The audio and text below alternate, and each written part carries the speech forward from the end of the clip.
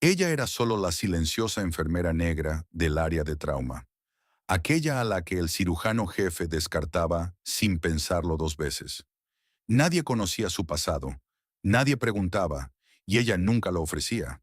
Pero la noche en que trajeron a un soldado gravemente herido con un expediente militar sellado, él abrió los ojos en ese quirófano, miró más allá de todos los médicos inclinados sobre él, encontró su rostro y susurró una palabra que ningún paciente debería decirle a una enfermera. Una sola palabra que lo cambió todo. Antes de volver a eso, me encantaría saber desde dónde están viendo hoy. Y si disfrutan de estas historias, asegúrense de estar suscritos. El turno de noche en el Hospital Mercy General de Baltimore nunca era silencioso. Era ese tipo de silencio que en realidad no es silencio en absoluto, lleno de monitores pitando, suelas de goma chirriando sobre el linóleo pulido, voces bajas y urgentes que se deslizaban por los pasillos que olían a antiséptico y café quemado. La mayoría de las enfermeras que trabajaban en el área de trauma durante la noche habían aprendido a ignorar el caos. Naomi Carter aprendió algo diferente. Aprendió a escuchar con más atención. Se movía por la sala como el agua a través de un canal estrecho, sin movimientos innecesarios, sin vacilación, sin hacer ningún sonido que no fuera necesario. Revisó los signos vitales del paciente en la bahía 4 antes de que el monitor diera la alarma. Reacomodó la vía intravenosa en la bahía 7 antes de que la bolsa se vaciara. Notó el sutil cambio en el ritmo respiratorio del anciano en la bahía 2 y lo señaló en la historia clínica 20 minutos antes de que el médico responsable notara algo. Nadie le agradecía por nada de eso. La mayoría de las noches, nadie siquiera notaba a Carter. Carter. La voz vino desde la estación de enfermería, plana y despectiva. Ella se giró y vio al doctor Victor Langford de pie con los brazos cruzados y las gafas de lectura empujadas hacia la frente, como un hombre que hacía mucho tiempo había decidido que el mundo le debía toda su atención. Era alto, de cabello plateado, y llevaba la arrogancia particular de alguien que había sido la persona más inteligente en muchas habitaciones, y nunca había considerado siquiera la posibilidad de que no lo fuera. Necesito la historia clínica del paciente en la Bahía 9, no el resumen digitalizado, las notas físicas de ingreso. ¿Puedes encargarte de eso? Ya está en su estación de trabajo, dijo Naomi. Él parpadeó. No te pedí que... Iba a hacerlo, respondió ella con sencillez, y volvió a su trabajo. El silencio que siguió duró exactamente 3 segundos antes de que Langford hiciera un sonido en el fondo de la garganta y se alejara. Una enfermera más joven llamada Petra, apenas 6 meses fuera de la escuela, apareció al lado de Naomi con los ojos muy abiertos. «Te va a odiar por eso», susurró Petra. «Ya lo hace», dijo Naomi. «No interfiere con el trabajo». Esa era la cosa sobre Naomi Carter que la gente no lograba descifrar del todo. No era antipática, tampoco era fría exactamente. Respondía preguntas, explicaba procedimientos, enseñaba a las enfermeras más jóvenes la forma correcta de leer una evaluación de drenaje de una herida o cómo detectar las primeras señales de un shock séptico. Pero se mantenía a cierta distancia del tejido social del piso. Los chismes, las quejas, los planes de fin de semana discutidos durante los almuerzos compartidos. Para la mayoría de sus colegas, eso hacía que pareciera a alguien que existía un poco fuera del mundo normal, como si lo observara a través de un vidrio. El personal había estado susurrando sobre ella desde su primera semana. Había llegado a través de una agencia de colocación. Sus referencias eran sólidas pero vagas, y nunca hablaba de dónde había trabajado antes. De lo que sí hablaba, si preguntabas lo suficiente, era del trabajo que tenía delante. Conocía los patrones de las heridas, como algunas personas conocen la música. De manera instintiva, con una profundidad que iba más allá de lo que se enseña en la escuela de enfermería. Leía los casos de trauma como lo hacen los médicos veteranos de urgencias. Anticipaba complicaciones antes de que se convirtieran en emergencias. La doctora Alison Brooks la había estado observando durante 3 semanas.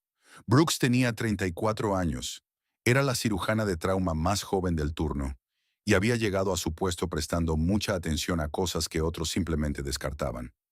Ella había visto a Naomi detectar un EKG mal interpretado que habría provocado una peligrosa interacción medicamentosa. También la había visto identificar correctamente un síndrome compartimental que dos residentes habían atribuido al hinchazón normal después de una cirugía. Aún no había dicho nada, pero estaba formando una imagen, y la imagen no se parecía a la de ninguna enfermera con la que hubiera trabajado antes. Eran las 11:47 cuando el crepitar de la radio llegó desde la bahía de ambulancias. Dos traumas entrantes, un accidente de coche y algo más. Algo que hizo que la voz del despachador se volviera cuidadosa y deliberada, de una forma que captó inmediatamente la atención de Naomi. Segunda unidad entrante, varón de 23 años, clasificado como accidente de entrenamiento. Escolta militar en el lugar. ETA 4 minutos. El paciente está crítico. Repito, crítico. La sala de trauma estalló en esa versión controlada del caos para la que los hospitales se entrenan. Langford apareció de donde quiera que se hubiera retirado, poniéndose un par de guantes nuevos con la seguridad practicada de un hombre en su elemento. Los residentes se materializaron, las enfermeras tomaron sus posiciones. Naomi ya estaba en las puertas de la bahía cuando la ambulancia retrocedió para entrar, y fue una de las primeras manos en la camilla cuando lo empujaron hacia adentro. El hombre era joven, quizá de poco más de 30.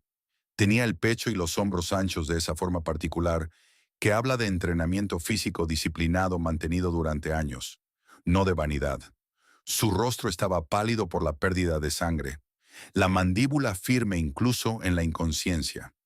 Dos militares flanqueaban la camilla, vestidos de civil que les quedaba mal, de la forma en que siempre se ve la ropa civil en cuerpos militares cuando pretenden ser otra cosa. La documentación de ingreso del paciente estaba sellada en una carpeta roja, que uno de los escoltas sostenía contra su pecho sin entregársela a nadie. ¿Con qué estamos trabajando?, dijo Langford, moviéndose junto a la camilla. Trauma abdominal cerrado. Posible hemorragia interna. Herida penetrante en el hombro izquierdo. Laceraciones secundarias en el antebrazo y el cuello. Consistente con... El paramédico comenzó a leer de sus notas. Naomi estaba mirando las heridas, no escuchando su descripción. Mirando. Había visto heridas como esas antes. No en un hospital, no en un escenario de entrenamiento. El patrón de entrada en el hombro, el ángulo de las laceraciones secundarias, los moretones que ya empezaban a extenderse por el lado izquierdo de la caja torácica. Esas no eran lesiones de entrenamiento, no eran lesiones de accidente. Las reconoció del mismo modo en que reconoces el olor de un lugar donde creciste. Profundo, certero e imposible de confundir. Mantuvo el rostro inmóvil y no dijo nada. Lo trasladaron a la mesa de trauma. Langford estaba dando órdenes, el equipo respondía con eficiencia entrenada, y una vía intravenosa fue colocada junto con un manguito de presión.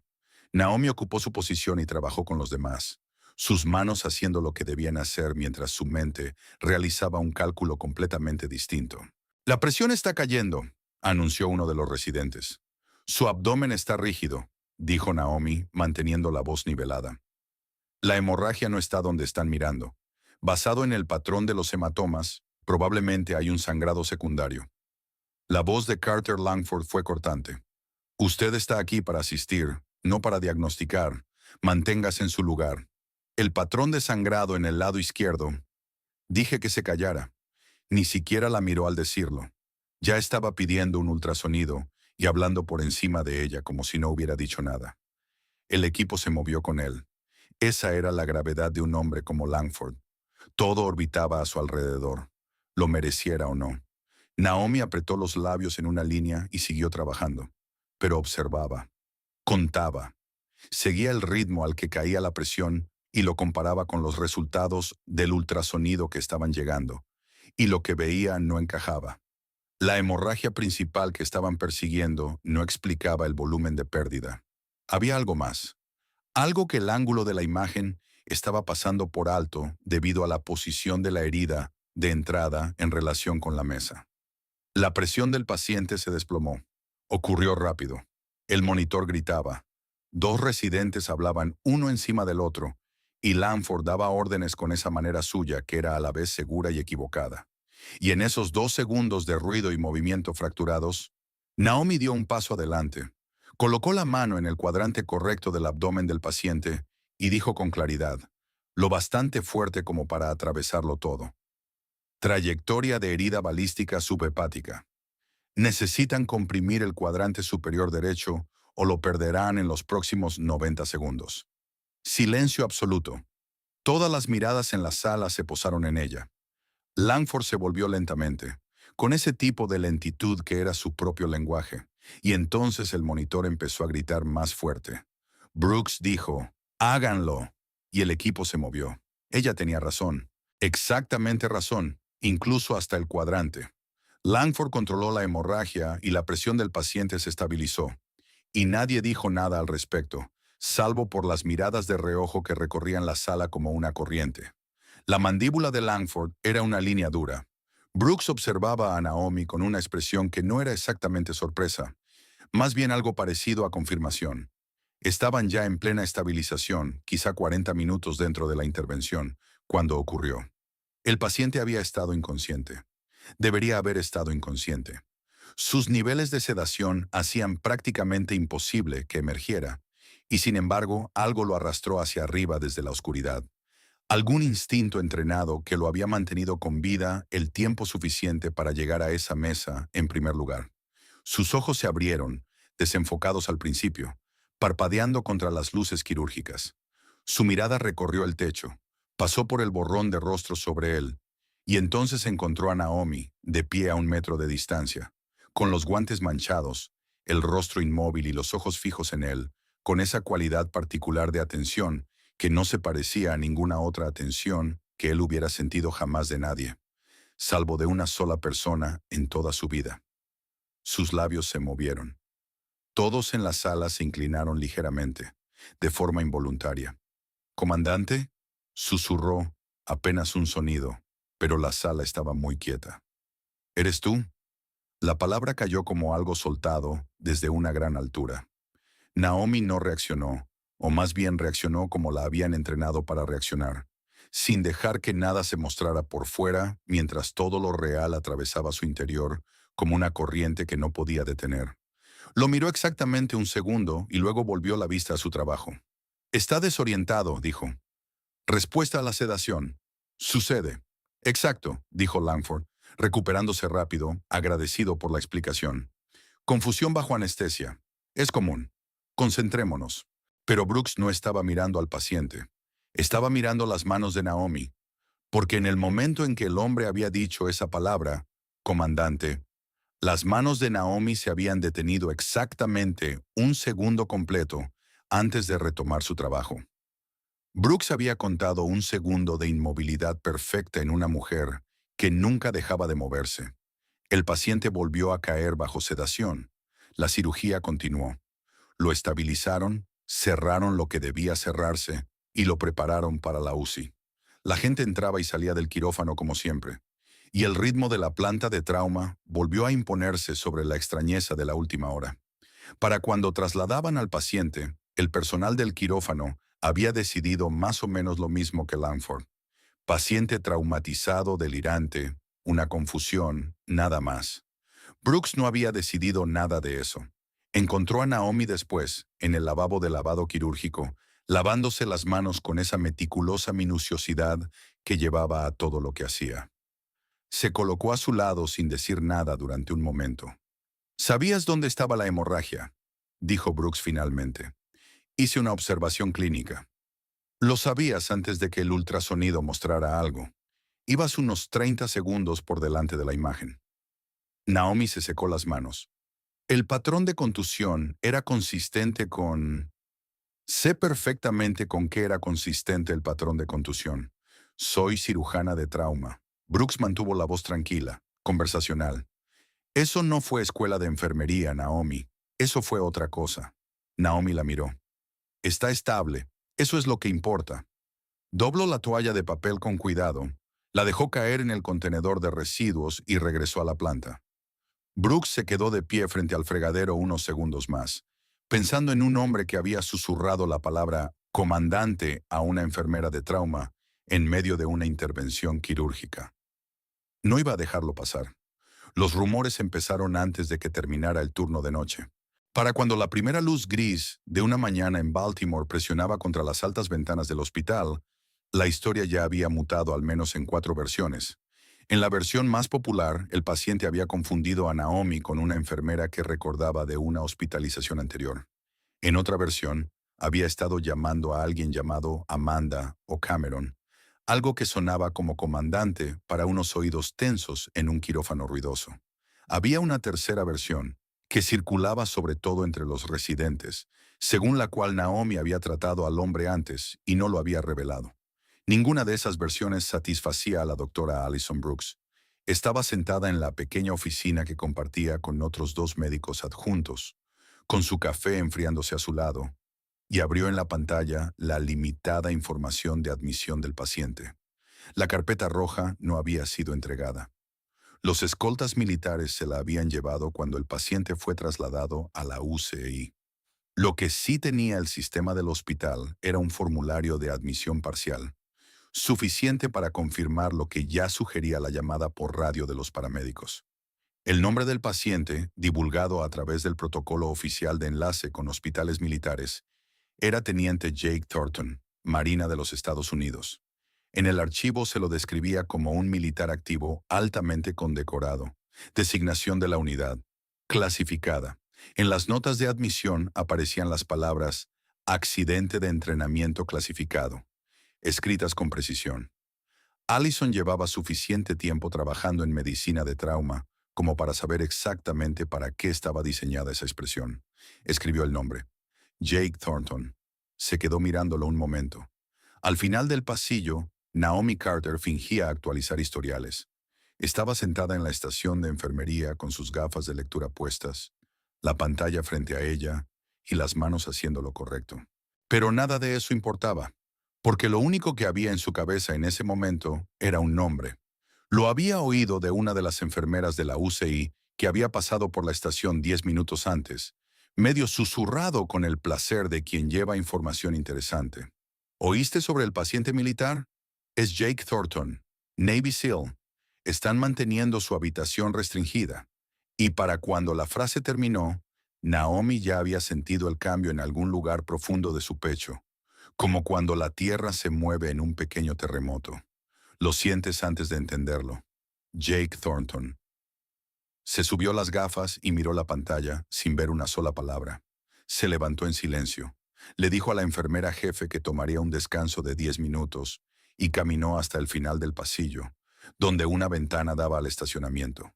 Se quedó allí con los brazos cruzados, con la ciudad extendida debajo de ella en su gris matinal, y por un momento se permitió volver atrás. Tenía 31 años cuando se convirtió en comandante, la más joven en la historia de su unidad por 4 años, y una mujer negra en un espacio cuya existencia todavía tenía que defenderse cada vez que alguien nuevo llegaba. Había aprendido temprano que no se le concedería el beneficio de la duda que sus colegas blancos recibían como algo rutinario. Aprendió a ser 2 veces más precisa, 2 veces más tranquila, y a dejar que sus resultados hablaran por ella cuando a menudo no se le daba el espacio para hacerlo por sí misma. Su unidad había sido pequeña y de élite, y existía entre ellos ese tipo de vínculo que solo el servicio en proximidad constante crea. Una lealtad construida no a partir del sentimentalismo, sino del conocimiento concreto de que la persona a tu lado ya había tomado, en un momento real, la decisión de proteger tu vida incluso al costo de la suya propia. Ella se había ganado esa lealtad y la había ofrecido libremente a cambio. Jake Thornton había llegado como el miembro más joven del equipo, con 23 años y ardiendo con la energía de alguien que había entrenado toda su vida exactamente para esto, y que aún no podía creer del todo que lo hubiera logrado. Era talentoso, genuinamente, incómodamente talentoso, de esa manera en que algunas personas simplemente lo son. Reflejos rápidos, una conciencia espacial excepcional, un instinto natural para la lectura táctica que a la mayoría de los operadores les llevaba una década desarrollar. También era temerario con ello, como suelen serlo los hombres jóvenes con verdaderos dones, porque la habilidad aún no le había enseñado todo el peso de su costo. Naomi lo vio de inmediato. Lo asignó a la posición dentro de la unidad que le daba el menor margen para improvisar y la mayor supervisión estructurada. y se aseguró de saber dónde estaba en cada operación. No porque no confiara en él, sino porque confiaba demasiado en lo que veía en él como para dejar que lo mataran antes de que aprendiera a cargarlo correctamente. Se convirtió en su comandante y, en la forma complicada en que funcionan las unidades pequeñas, en algo más cercano a una hermana mayor. No permitía sentimentalismos en el campo, pero era consciente de él del mismo modo en que un piloto es consciente del estudiante más prometedor que jamás ha enseñado, esperando el momento en que la capacidad supere al ego, deseando estar allí cuando ocurriera. Realizaron 9 operaciones juntos, 9 operaciones exitosas en condiciones que iban de difíciles a casi imposibles de sobrevivir, y Naomi había traído a todos los suyos de regreso a casa. La 10ª misión fue diferente. Lo supo desde el principio. No fue una premonición, nada que pudiera llamarse exactamente intuición, sino una lectura de la inteligencia que no le cuadraba. Las fuentes parecían limpias en el papel. El panorama táctico era sólido. Pero algo en la disposición de la información, en la manera en que todo encajaba un poco demasiado perfectamente, le raspaba en el fondo de la mente. En los días previos al despliegue, había señalado sus preocupaciones a través de los canales oficiales. Le dijeron que la inteligencia estaba verificada.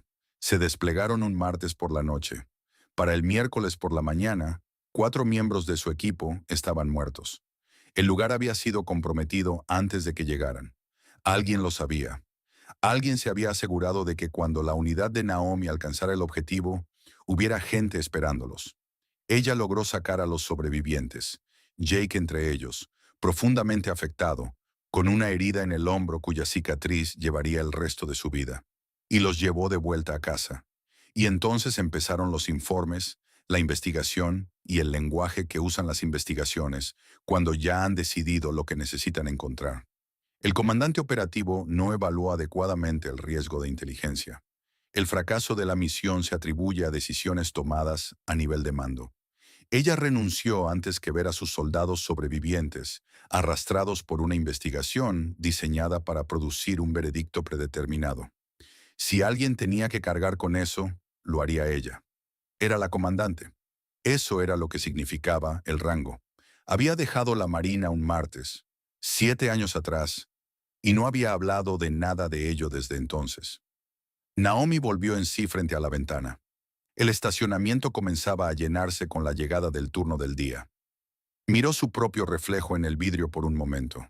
El uniforme médico, el cordón de identificación, las gafas de lectura apoyadas sobre la frente. Luego se dio la vuelta y caminó de regreso al puesto de enfermería. Estaba a mitad de completar los registros. No había terminado cuando llegó la llamada de la enfermera jefe de la UCI. El paciente militar en la habitación restringida 4 comenzaba a salir de la sedación. Se había solicitado contacto con la familia, pero no estaba disponible. Se requería verificación por parte del personal de enfermería. Naomi miró el tablero de asignaciones. La UCI no era su planta. No tenía asignada la habitación 4. Aún así, fue. La habitación olía a antiséptico y a esa particular sensación rancia del aire forzado que se recicla dentro de un espacio sellado. Jake estaba acostado en la cama, con monitores a 3 lados y un suero conectado a su brazo derecho, y para alguien que no lo conociera parecía simplemente un hombre inconsciente. Para Naomi, de pie en el umbral, parecía Jake Thornton a los 23 años, que acababa de sobrevivir a algo que debería haberlo matado, porque ella ya lo había visto exactamente en ese estado antes, y la imagen le resultaba incómodamente familiar. Caminó hasta la cabecera de la cama. Revisó los monitores por hábito profesional, observó las lecturas de drenaje, anotó los signos vitales, estables. Había superado la noche. Estaba extendiendo la mano hacia su historial cuando él abrió los ojos. No volvió en sí gradualmente como la mayoría de los pacientes. El parpadeo lento, la confusión, la reconstrucción paulatina del contexto. Sus ojos se abrieron y estaban inmediatamente completamente conscientes. Miró al techo durante 2 segundos. Luego giró la cabeza y la miró. Su expresión cambió varias veces en rápida sucesión. Primero fue puro shock, después algo que parecía alivio y dolor llegando al mismo tiempo. Finalmente se asentó en una quietud cautelosa que ella reconoció del campo. la expresión de un hombre que está evaluando si la situación es segura. No deberías estar aquí, dijo. Su voz estaba áspera por la intubación, apenas por encima de un susurro, pero las palabras eran precisas. Comandante, soy enfermera, dijo ella en voz baja. Trabajo en este hospital. Sé lo que eres. Sus ojos no se apartaron del rostro de ella. Y sé lo que fuiste. Esas son dos cosas diferentes. Ella acercó la silla junto a la cama y se sentó, fuera de la partición de vidrio de la habitación. El pasillo de la UCI estaba en silencio. Se inclinó ligeramente hacia adelante. ¿Qué tan mal está?, preguntó. No se refería a sus heridas. Él sabía a qué se refería. Su mandíbula se tensó. Miró brevemente al techo y luego volvió a mirarla. Lo bastante mal como para que haya terminado aquí, en lugar de donde se suponía que debía estar. ¿Qué pasó? Lo mismo que siempre pasa. Su voz era apenas audible. Alguien lo sabía. Alguien siempre lo sabe. Ella permaneció completamente inmóvil. Todavía están observando, dijo él. Las palabras salieron planas y deliberadas, como las de un hombre que mide con cuidado la energía que le queda. Lo que sea que creas que pasó después de que te fuiste, no se detuvo. Siguió adelante. Y ahora mismo, se detuvo. Su respiración estaba controlada, pero exigía esfuerzo. Ahora mismo saben que no estoy muerto. Naomi miró la puerta. El pasillo seguía en silencio. Volvió a mirarlo. Jake. Su voz era firme. Siempre lo había sido, incluso cuando todo lo demás no lo era. Necesitas descansar, Will. No hay tiempo para descansar.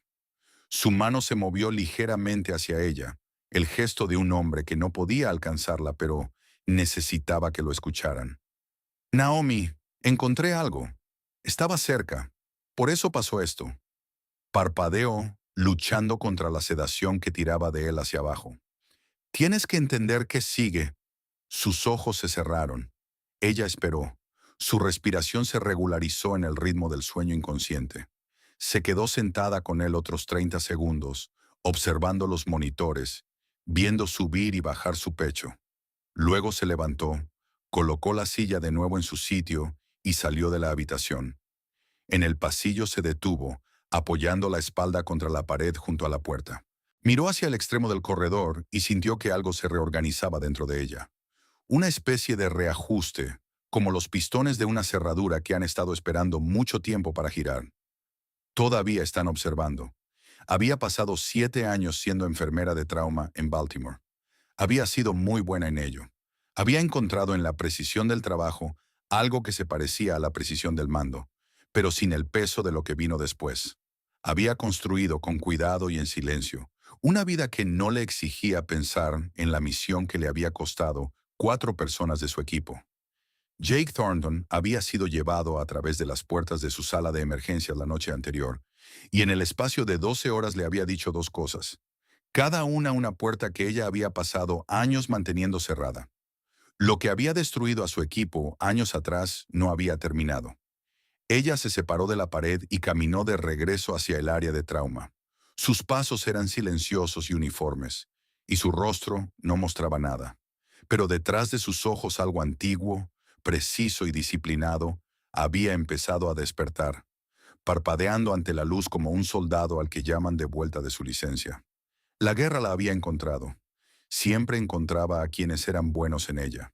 Comenzó con el sonido de botas, no con los pasos de suela blanda del personal del hospital, ni con el andar medido de los administradores haciendo sus rondas.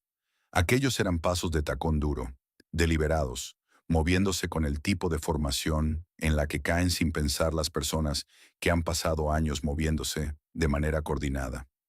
Naomi los oyó desde el área de trauma antes de ver nada, y se detuvo en lo que estaba haciendo para escuchar, como se había entrenado a hacerlo. No solo el sonido, sino lo que ese sonido significaba. Dejó la bandeja de medicamentos que llevaba y caminó hacia el pasillo. Eran 6 militares extranjeros con ropa civil encima que hacía el mismo mal trabajo ocultando su procedencia que el escolta de la noche anterior. 2 iban con uniforme real.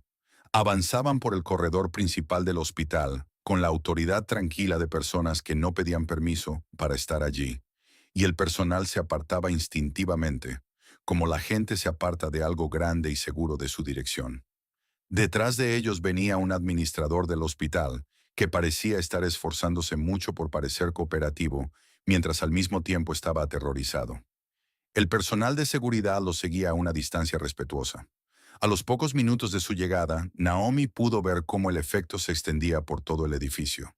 Enfermeras agrupándose en las puertas, residentes estirando el cuello para mirar, ese silencio particular que cae sobre un lugar cuando algo entra en él, que es más grande que sus preocupaciones habituales. El ala de la UCI entró en un bloqueo efectivo en menos de una hora. No fue anunciado ni formal. Solo el silencioso reposicionamiento del personal y la aparición de un punto de control en la entrada del pasillo, que esa misma mañana no estaba allí. La habitación de Jake ahora solo era accesible con autorización militar, y los dos guardias apostados afuera no eran seguridad del hospital. Naomi observó todo aquello desde la distancia. Se obligó a continuar con su turno. Respondió preguntas, completó documentación, revisó a los pacientes. Era muy buena haciendo parecer que estaba haciendo exactamente una cosa, cuando en realidad estaba haciendo otra. Estaba en la sala de preparación de medicamentos cuando escuchó su voz. La reconoció incluso antes de identificarla. Una cualidad de mando en la cadencia que su sistema nervioso registró del mismo modo en que registra una música familiar. Se acercó a la puerta y miró por el pasillo. El jefe Mason Riley estaba de pie en la estación de enfermería. Tenía 38 años, estaba construido como si alguien lo hubiera ensamblado específicamente para terrenos difíciles, y llevaba el tipo de rostro marcado por cosas que nunca aparecen en los informes oficiales. Hablaba con la enfermera jefe con el tono medido y controlado de un hombre acostumbrado a obtener información con eficiencia. La enfermera asentía y señalaba hacia el corredor de la UCI. Entonces, Riley se giró.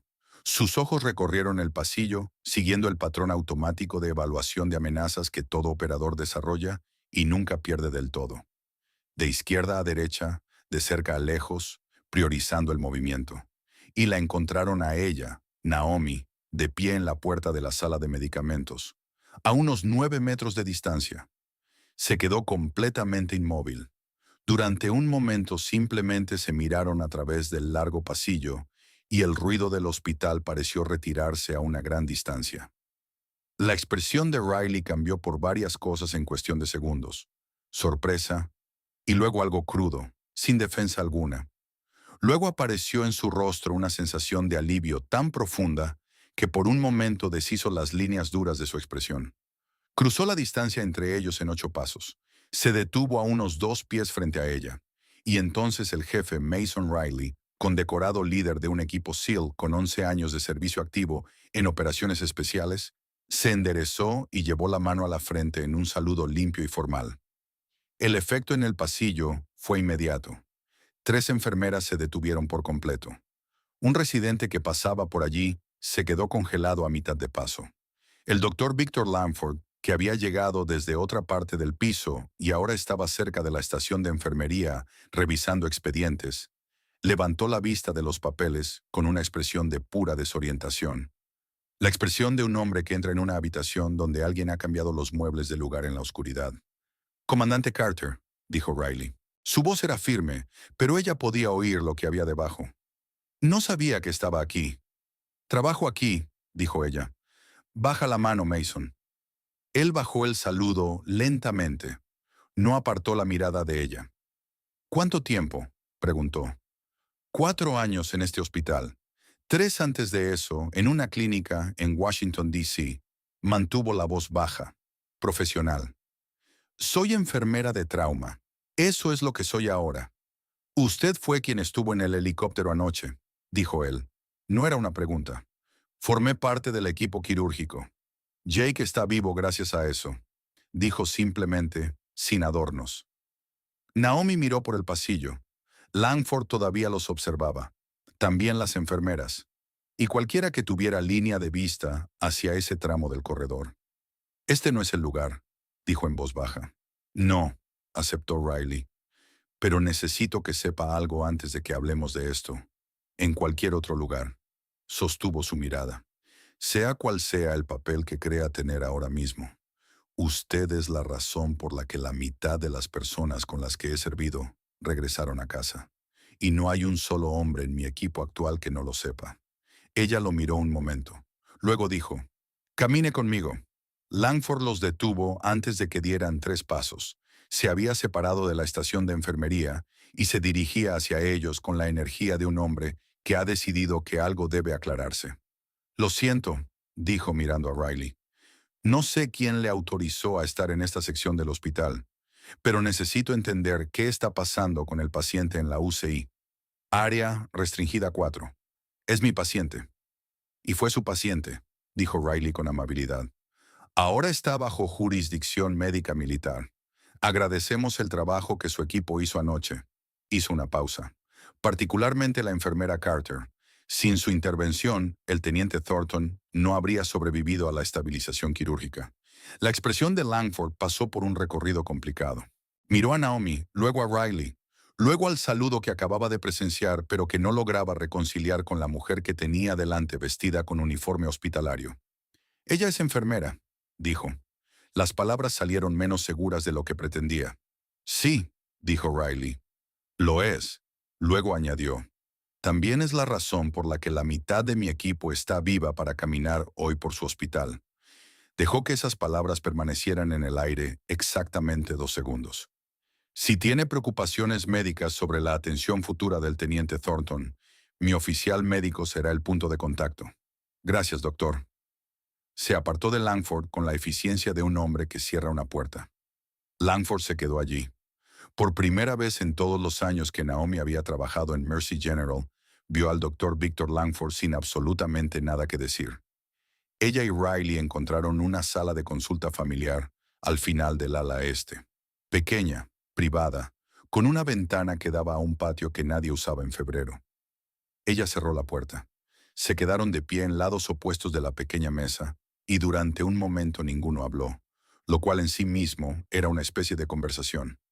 «Hábleme de la misión», dijo ella. Riley se inclinó hacia adelante, apoyando los antebrazos sobre la mesa. Jake estaba rastreando una red, armas del mercado negro. No a nivel callejero, ni de cártel, hardware de grado militar, procedente de contratos, moviéndose a través de canales de adquisición que ya deberían haber sido depurados. Naomi guardó silencio. Había estado infiltrado durante 7 meses, continuó Riley. Estaba cerca. Lo que fuera que encontró en las últimas 3 semanas fue lo bastante importante como para que alguien decidiera cortar la operación. Miró sus manos. Perdimos a 2 hombres durante la extracción. Jake salió porque es Jake, pero estuvo cerca. ¿Qué tan cerca estuvo la brecha de inteligencia? Riley levantó la vista hacia ella. La pregunta cayó exactamente como ella había querido. No como una acusación, sino como una señal. Una señal de que ella ya estaba pensando como siempre había pensado. De que la forma de lo que él describía no era nueva para ella. Lo bastante cerca como para ser interno, dijo con cuidado. Fue interno. Hace 7 años, dijo ella. La habitación quedó muy silenciosa. Lo sé, respondió Riley. Entonces entiendes lo que estoy pensando. He estado pensándolo desde que sacamos a Jake de esa agua. Se enderezó. Naomi, dijo un nombre antes de que lo lleváramos a la ambulancia. Apenas estaba consciente. Estaba perdiendo sangre más rápido de lo que podíamos controlar, pero estaba lo bastante lúcido como para decir un nombre. Lo he estado guardando desde la extracción. Naomi permaneció completamente inmóvil. ¿El nombre de quién? Riley abrió la boca para responder. La puerta de la sala de consulta se abrió. Era Brooks. Se quedó en el umbral, mirando a ambos con la expresión de alguien que ha seguido un rastro de evidencias, hasta una conclusión para la que no estaba del todo preparada. Miró a Naomi. Miró al oficial militar sentado frente a ella. Miró la naturaleza de su conversación, la postura, la seriedad, la gravedad particular de 2 personas hablando de algo que importaba enormemente. «Necesito estar en esta sala», dijo Brooks. Naomi la miró. «¿Doctora Brooks?» «Naomi». Brooks mantuvo la voz baja y directa. «Te he estado observando durante 3 semanas. Anoche te vi localizar una hemorragia subhepática mediante reconocimiento de patrones clínicos que nuestras imágenes no detectaron. Vi a un oficial militar condecorado saludarte en el pasillo. Hizo una breve pausa.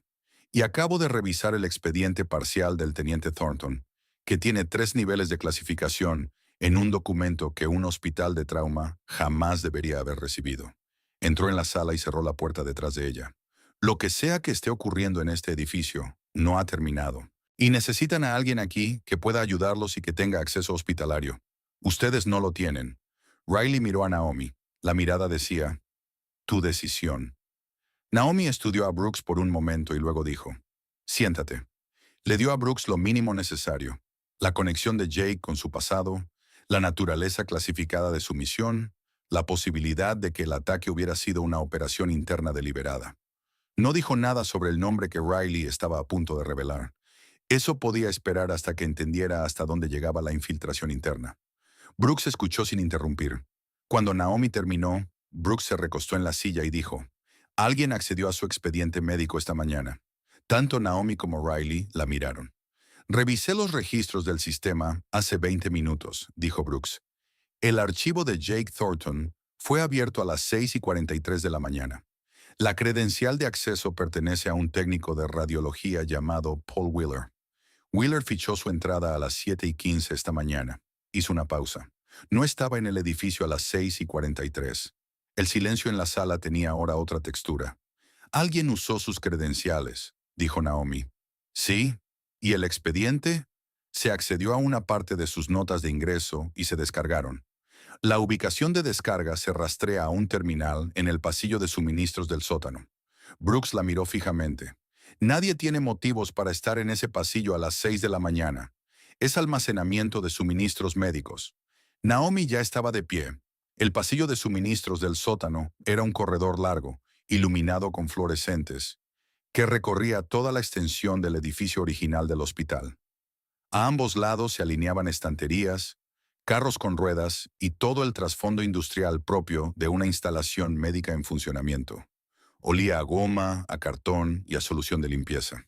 A las 6 de la tarde, con el turno de día terminando y el turno de noche aún sin estar completamente presente, el lugar estaba vacío, salvo por el zumbido de las luces del techo. Naomi lo recorrió lentamente, leyendo el espacio como le habían enseñado a leer un terreno desconocido, buscando lo que no pertenecía allí, lo que estaba ligeramente fuera de lugar, lo que había sido movido o alterado. Encontró la terminal en cuestión, una estación de trabajo independiente, montada en la pared cerca de la puerta contra incendios, en el punto medio del pasillo, utilizada para registrar inventario. La pantalla estaba apagada. Miró el suelo a su alrededor, la repisa junto a ella, la propia puerta contra incendios. La puerta tenía una delgada tira de cinta adhesiva negra colocada sobre el mecanismo del pestillo. Pequeña, fácil de pasar por alto si no se estaba buscando. Si alguien empujaba la puerta desde fuera con el pestillo cubierto con la cinta, no se engancharía. Podría abrirse desde el exterior sin activar la alarma. Alguien había preparado una ruta de salida. Sacó su teléfono y fotografió la cinta sin tocarla. Mientras regresaba al piso de arriba, informó de lo que había encontrado. A O'Reilly. Él lo reportó por canales de los que ella no estaba del todo al tanto. A las 9 de esa misma noche, la seguridad del hospital revisaba discretamente todos los registros de entradas y salidas de las últimas 24 horas. Y 2 de los hombres de Riley patrullaban el perímetro. Debería haber sido suficiente por una noche. No lo fue. A las 11:20, Naomi estaba en la estación de enfermería completando documentación cuando uno de los hombres de Riley, un joven que se había presentado solo como Warren, apareció a su lado y dijo muy en voz baja: «Alguien está intentando acceder al pasillo de la UCI.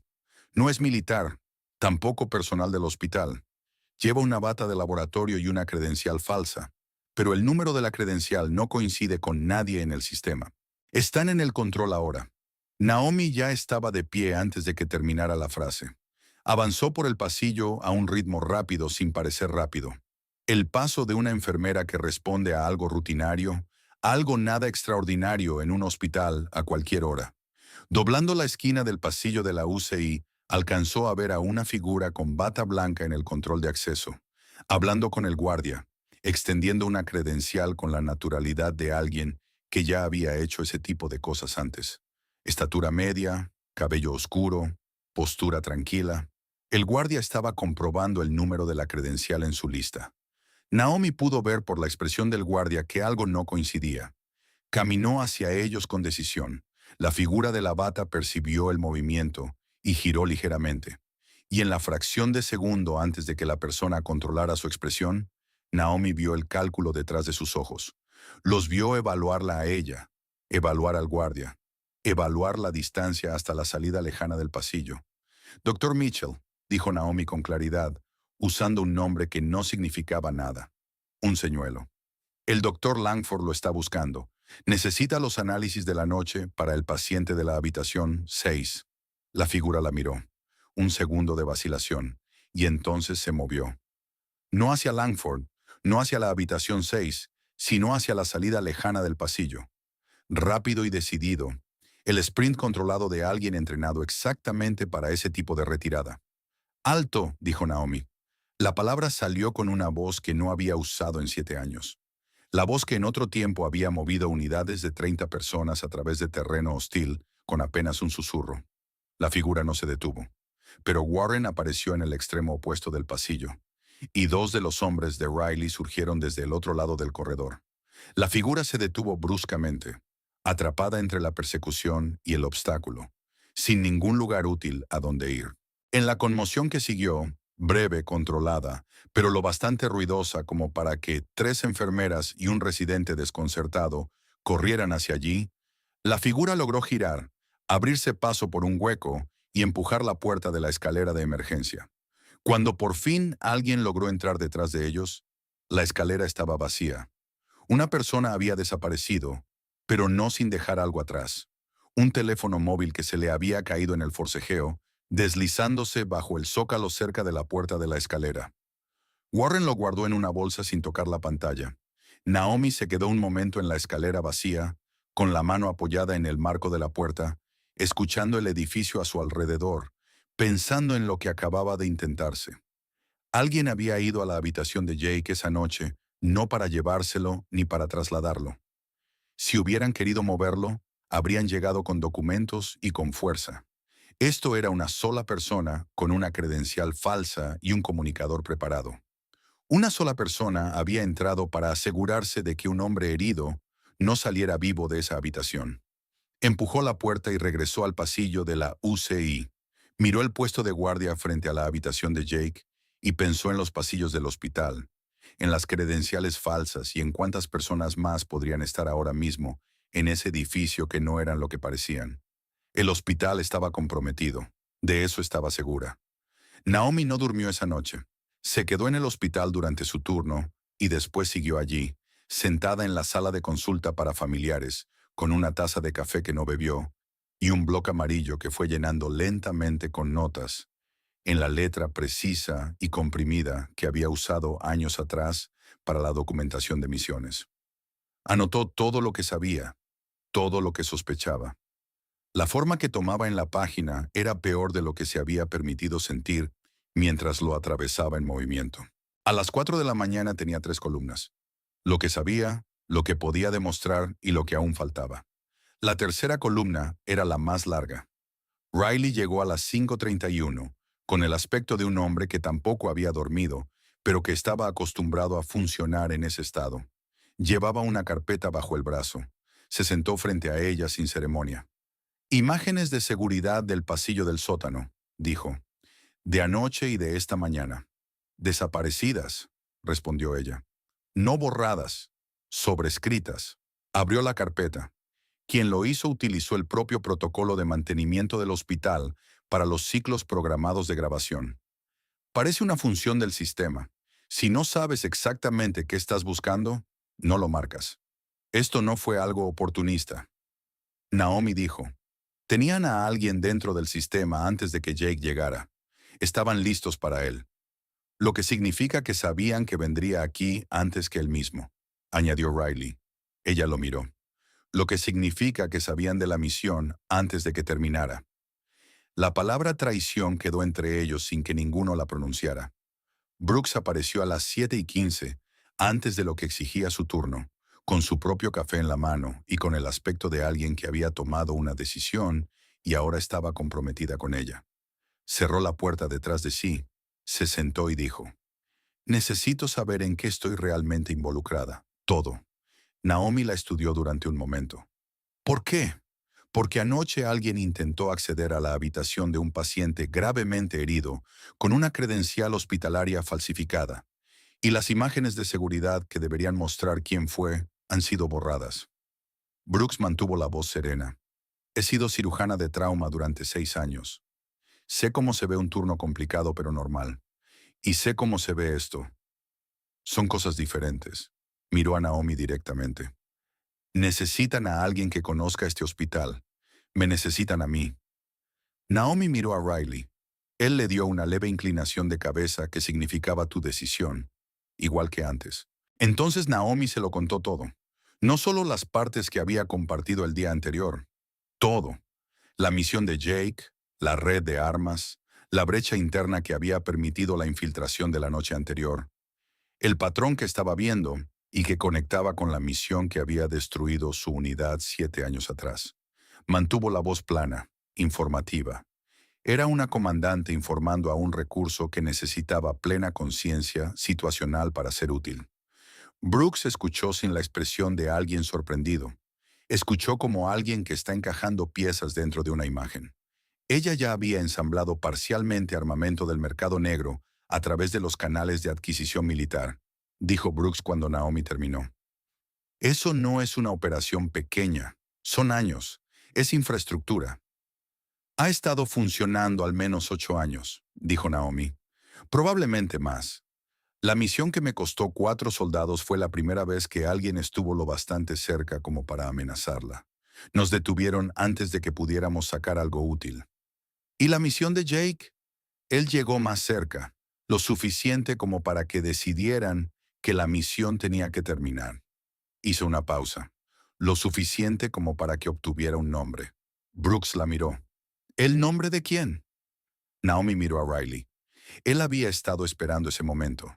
Ella podía verlo, el leve tensarse alrededor de sus ojos de un hombre a punto de decir algo que no puede deshacerse. Necesito que Jake esté consciente para confirmarlo, dijo Riley. Pero durante la extracción, justo antes de subirlo al transporte, lo dijo claramente. 2 veces. Miró a Naomi. Almirante Robert Hayes. El nombre cayó en la habitación como caen las cosas físicas, con peso, con la gravedad particular de algo que era real. Naomi lo sostuvo en silencio durante 3 segundos completos. Conocía a Robert Hayes. Lo había conocido cuando él era capitán y ella teniente comandante. Cuando sus caminos se habían cruzado en reuniones informativas, de operaciones conjuntas y canales de autorización de misiones, lo había respetado. Él pertenecía a esa parte de su vida profesional en la que trataba de pensar lo menos posible. Había sido una de las personas en las que había confiado. Hayes, dijo. Su voz era perfectamente firme. Encaja, dijo Riley en voz baja. Los canales de adquisición que Jake rastreó pasan por divisiones que Hayes ha supervisado durante la última década. Las firmas de autorización en los contratos que se marcaron están enterradas bajo 12 capas de cobertura burocrática, pero apuntan al mismo nivel de autoridad. Se inclinó hacia adelante. Naomi, Hayes estaba en la cadena de supervisión de tu misión hace 7 años. Tenía acceso a tus fuentes de inteligencia. Habría sabido tu cronograma de despliegue. Ella sabía que esto venía. Había percibido su forma desde el momento en que Jake había susurrado «siguen observando» en la UCI. Y ahora oírlo dicho en voz alta, sintió que algo se movía dentro de su pecho. No era sorpresa, sino el peso frío y específico de la confirmación. Había cargado con la culpa de una misión que había sido saboteada por alguien en quien confiaba. 4 de sus personas habían muerto por el dinero de otra persona. ¿Dónde está Hayes ahora?, preguntó. En Washington, dijo Riley. Ya le informaron que Jake sobrevivió. Mi contacto en el mando dice que Hayes personalmente solicitó coordinar la recuperación. ¿Recuperación?, dijo Brooks. Quiere decir que está enviando investigadores, explicó Riley. Oficialmente, para asegurar el testimonio de Jake sobre el protocolo de la misión. Todo el papeleo está en regla. Miró a Naomi. Pero considerando lo que pasó anoche, las grabaciones que fueron borradas, el infiltrado que entró con una credencial falsificada, no vienen a protegerlo, dijo Naomi. No. Ella se levantó, caminó hasta la ventana. El patio interior comenzaba a captar la luz temprana de la mañana de febrero. Delgada, gris. Lo observó un momento sin verlo realmente, y pensó en 4 personas cuyos nombres podía decir incluso dormida. Y pensó en 7 años cargando algo que nunca le había pertenecido. Se volvió hacia la habitación. ¿Cuánto falta para que llegue la gente de Hayes? Riley miró su reloj. El transporte salió de DC a las 6. Dependiendo de cómo se estén moviendo, 5 horas, quizá 4. Entonces tenemos 4 horas para sacar a Jake de este edificio. Brooks se enderezó. Riley asintió una vez, el gesto de un soldado que ha estado esperando la orden que acaba de llegar. Necesitamos una ruta que no aparezca en los registros oficiales de traslado del hospital, continuó Naomi.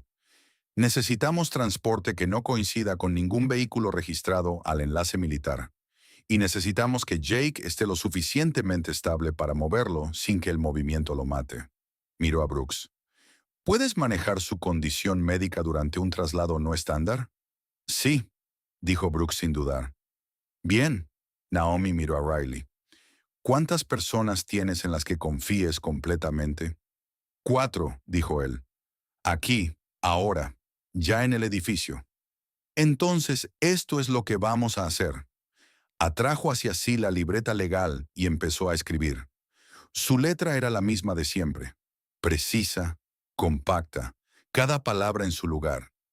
El plan fue tomando forma en la página con la eficiencia de algo que sus manos recordaban cómo construir. Riley la observaba.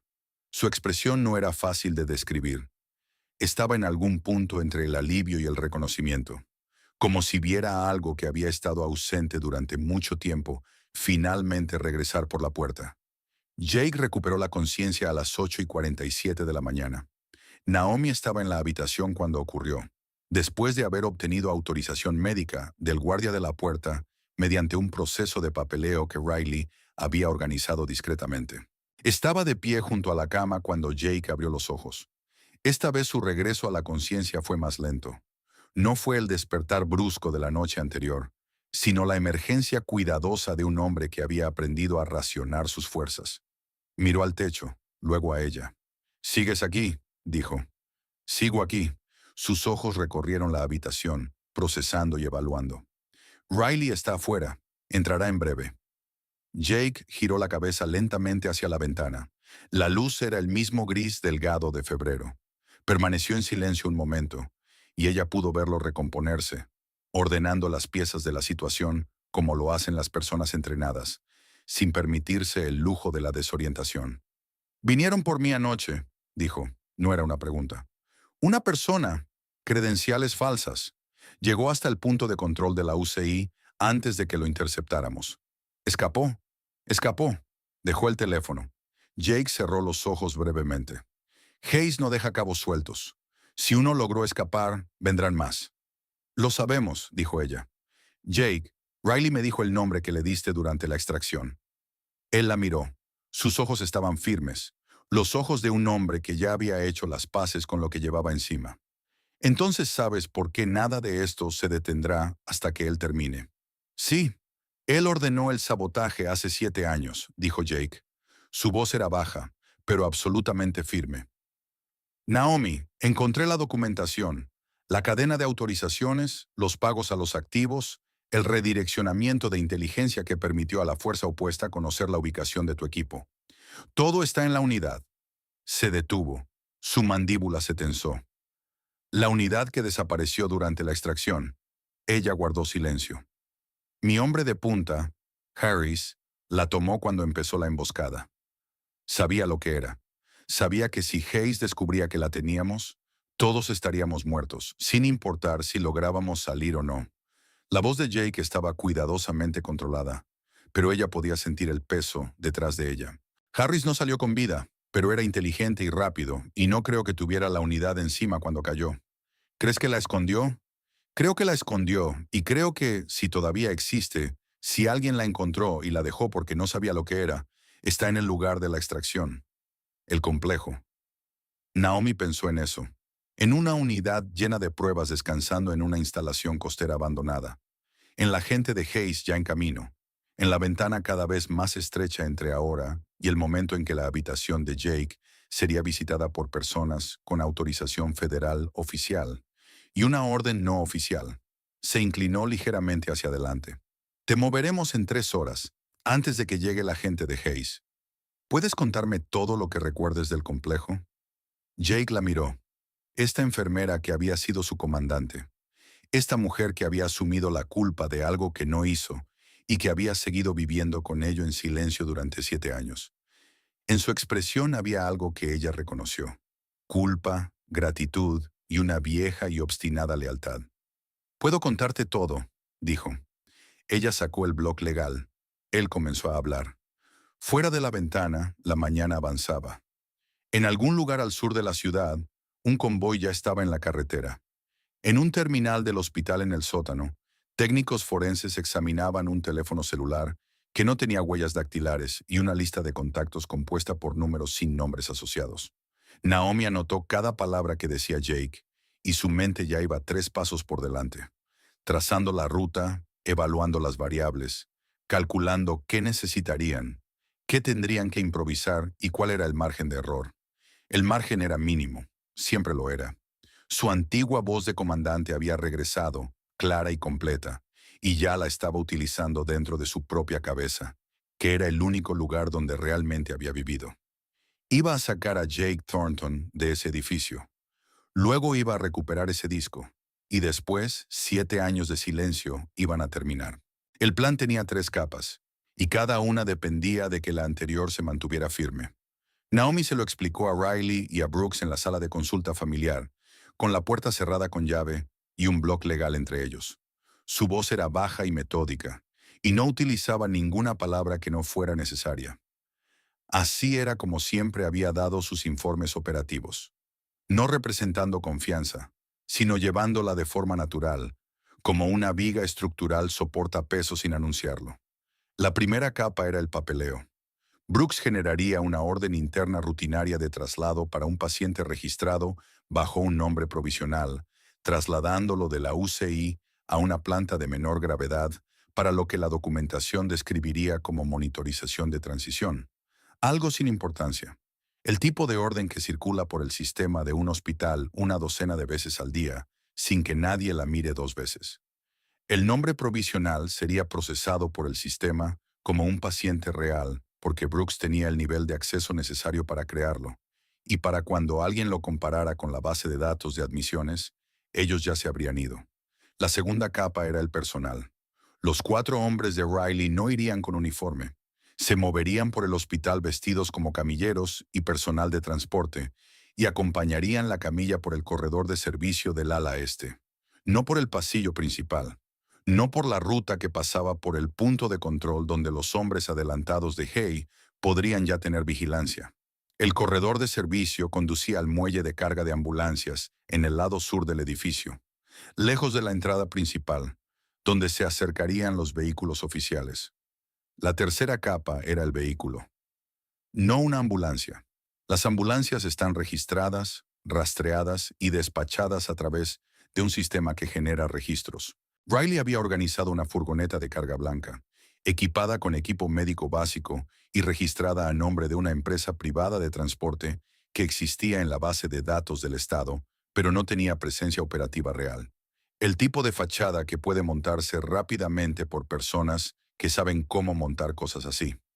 El vehículo nos da 40 minutos antes de que alguien note oficialmente un problema, dijo Naomi. Eso suponiendo que el traslado falso supere 2 verificaciones del sistema y que nadie verifique físicamente la habitación antes de que salgamos del edificio. Puedo conseguirles 20 minutos más, dijo Brooks. Tenía un bolígrafo en la mano y lo hacía girar lentamente entre los dedos.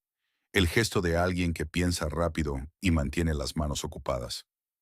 El turno de la enfermera jefe de la UCI cambia a las 11. Si soy yo quien hace el informe de relevo, para el área restringida, puedo alargarlo.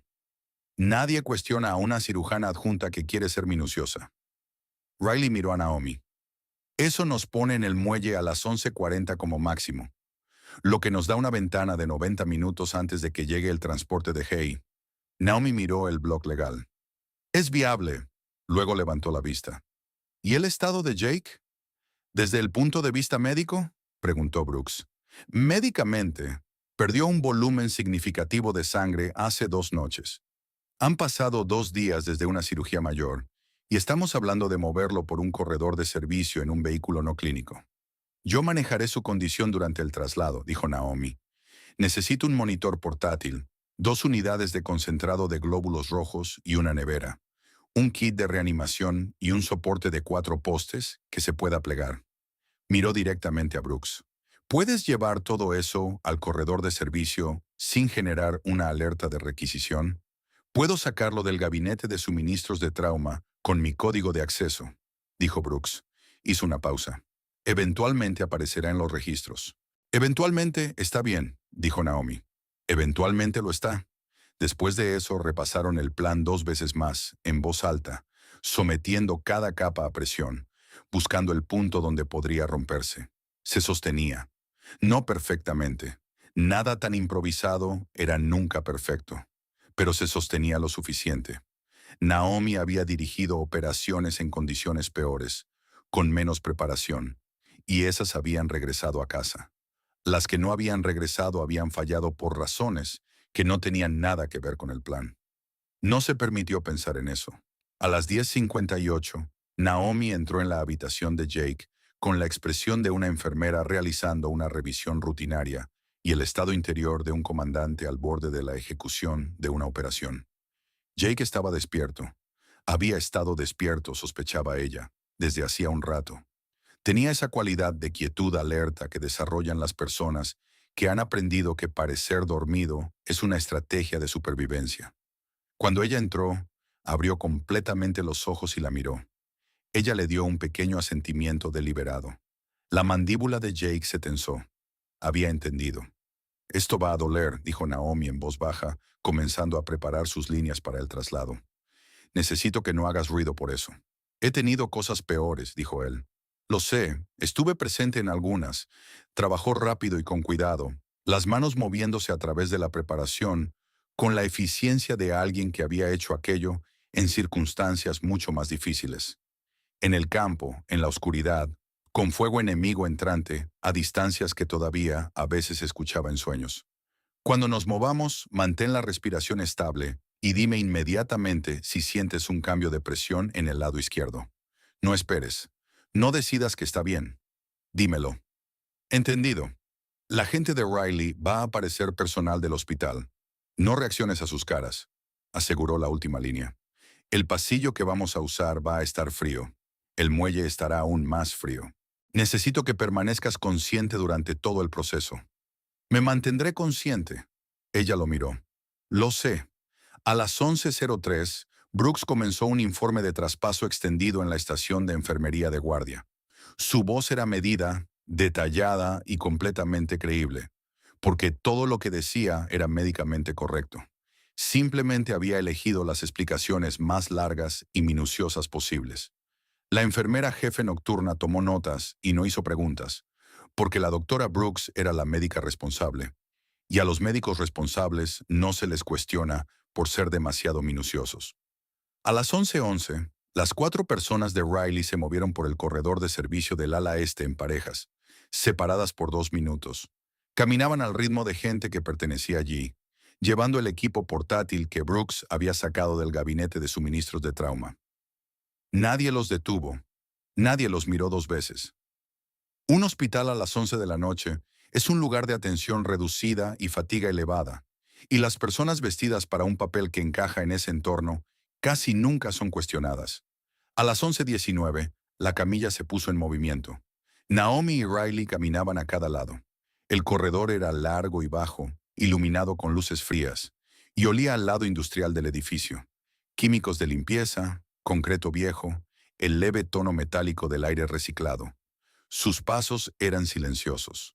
Las ruedas de la camilla necesitaban aceite y producían un sonido suave y rítmico contra el suelo. Naomi se concentró en ese sonido como si fuera un metrónomo, contando los segundos, midiendo la distancia. Jake mantenía los ojos fijos en el techo y la respiración constante.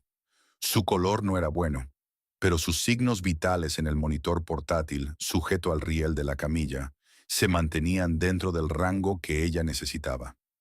Estaban a unos 30 pies de la puerta del muelle cuando ocurrió. La puerta al final del pasillo, la que conectaba con el ala este principal del hospital, se abrió. Dos hombres entraron caminando rápido, con ese paso seguro de personas que no estaban allí por casualidad y que no tenían intención de ser desviadas. El primero llevaba un traje oscuro. El segundo vestía ropa civil de estilo militar que Naomi reconoció de inmediato como del mismo tipo que el escolta de 2 noches antes. Vieron la camilla. Vieron a Naomi. Se detuvieron. Naomi siguió caminando. No cambió su ritmo ni su expresión. Giró ligeramente la camilla hacia la derecha, dejándoles lo que parecía un camino razonable para pasar por la izquierda, manteniendo los ojos en la puerta del muelle frente a ella, y le dijo a Riley con una voz que ahora solo él podía oír. Riley no se movió hacia los hombres. Se desplazó en diagonal, cortando el ángulo que les habría dado una vista clara del rostro de Jake, colocando su cuerpo entre ellos y la camilla, con la fluidez practicada de alguien que ha pasado años gestionando espacio y personas bajo presión. Les dijo algo que Naomi no alcanzó a oír desde allí, algo profesional y desorientador. Los dos hombres se detuvieron, mirándolo. Ese medio segundo de fricción social le dio el tiempo que necesitaba. Empujó la camilla a través de la puerta del muelle. El área de ambulancias estaba fría y olía a escape y a cemento mojado. La furgoneta estaba donde debía estar, retrocedida hasta el muelle con las puertas traseras abiertas. Dos de los hombres de Riley estaban esperando. Trasladó a Jake de la camilla al interior de la furgoneta con la eficiencia entrenada de un médico de campo. El movimiento fue suave, rápido y cuidadoso. Luego ella también estaba dentro con él. Las puertas se estaban cerrando y escuchó, a lo lejos, la voz de Riley, todavía sosteniendo la conversación que ella le había dejado manejar. Jake estaba en la furgoneta. 60 segundos después, la furgoneta se puso en marcha. 90 segundos después, los dos hombres, dijo Naomi mientras Riley se acomodaba en el asiento delantero del pasajero. Seguridad avanzada del equipo de recuperación de Hayes, respondió Riley. Llegaron antes de tiempo. Les dije que estaba realizando un traslado médico autorizado y les di un número de caso que tardarán unos 40 minutos en comprobar como falso. Miró por el espejo lateral al hospital que se alejaba detrás de ellos. Tenemos 40 minutos. Naomi revisó el monitor de Jake. Su presión estaba más baja de lo que quería. Tomó la nevera portátil y empezó a preparar la primera unidad de glóbulos rojos concentrados, con las manos firmes y los ojos en la pantalla. «Quédate conmigo», le dijo a Jake. «Sigo aquí», respondió él. Su voz era más débil que antes, pero seguía presente. «Bien». Ajustó la velocidad de infusión. «Háblame del complejo». Él habló mientras ella trabajaba.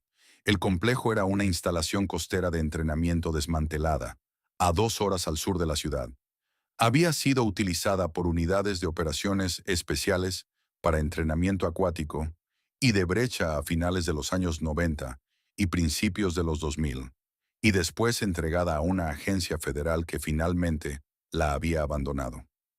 Perímetro de malla metálica. 3 estructuras principales. Un muelle en el lado sur.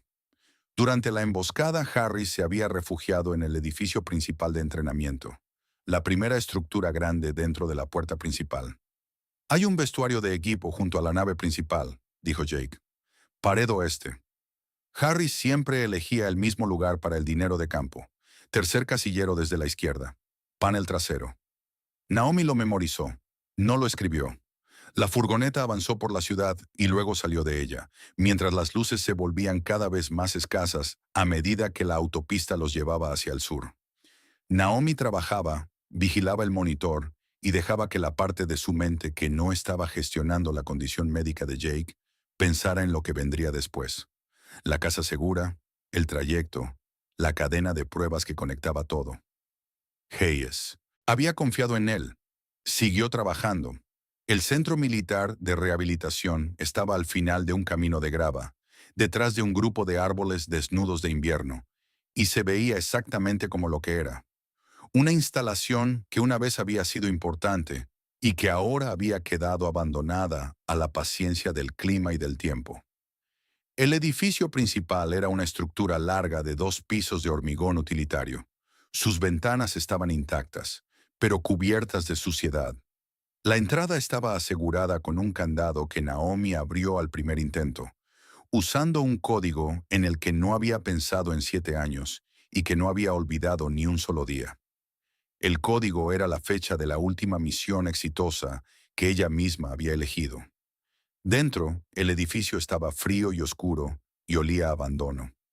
Polvo, viejo suelo de goma y el fantasma de productos de limpieza institucional. Riley lo inspeccionó con una linterna mientras 2 de sus hombres revisaban el perímetro.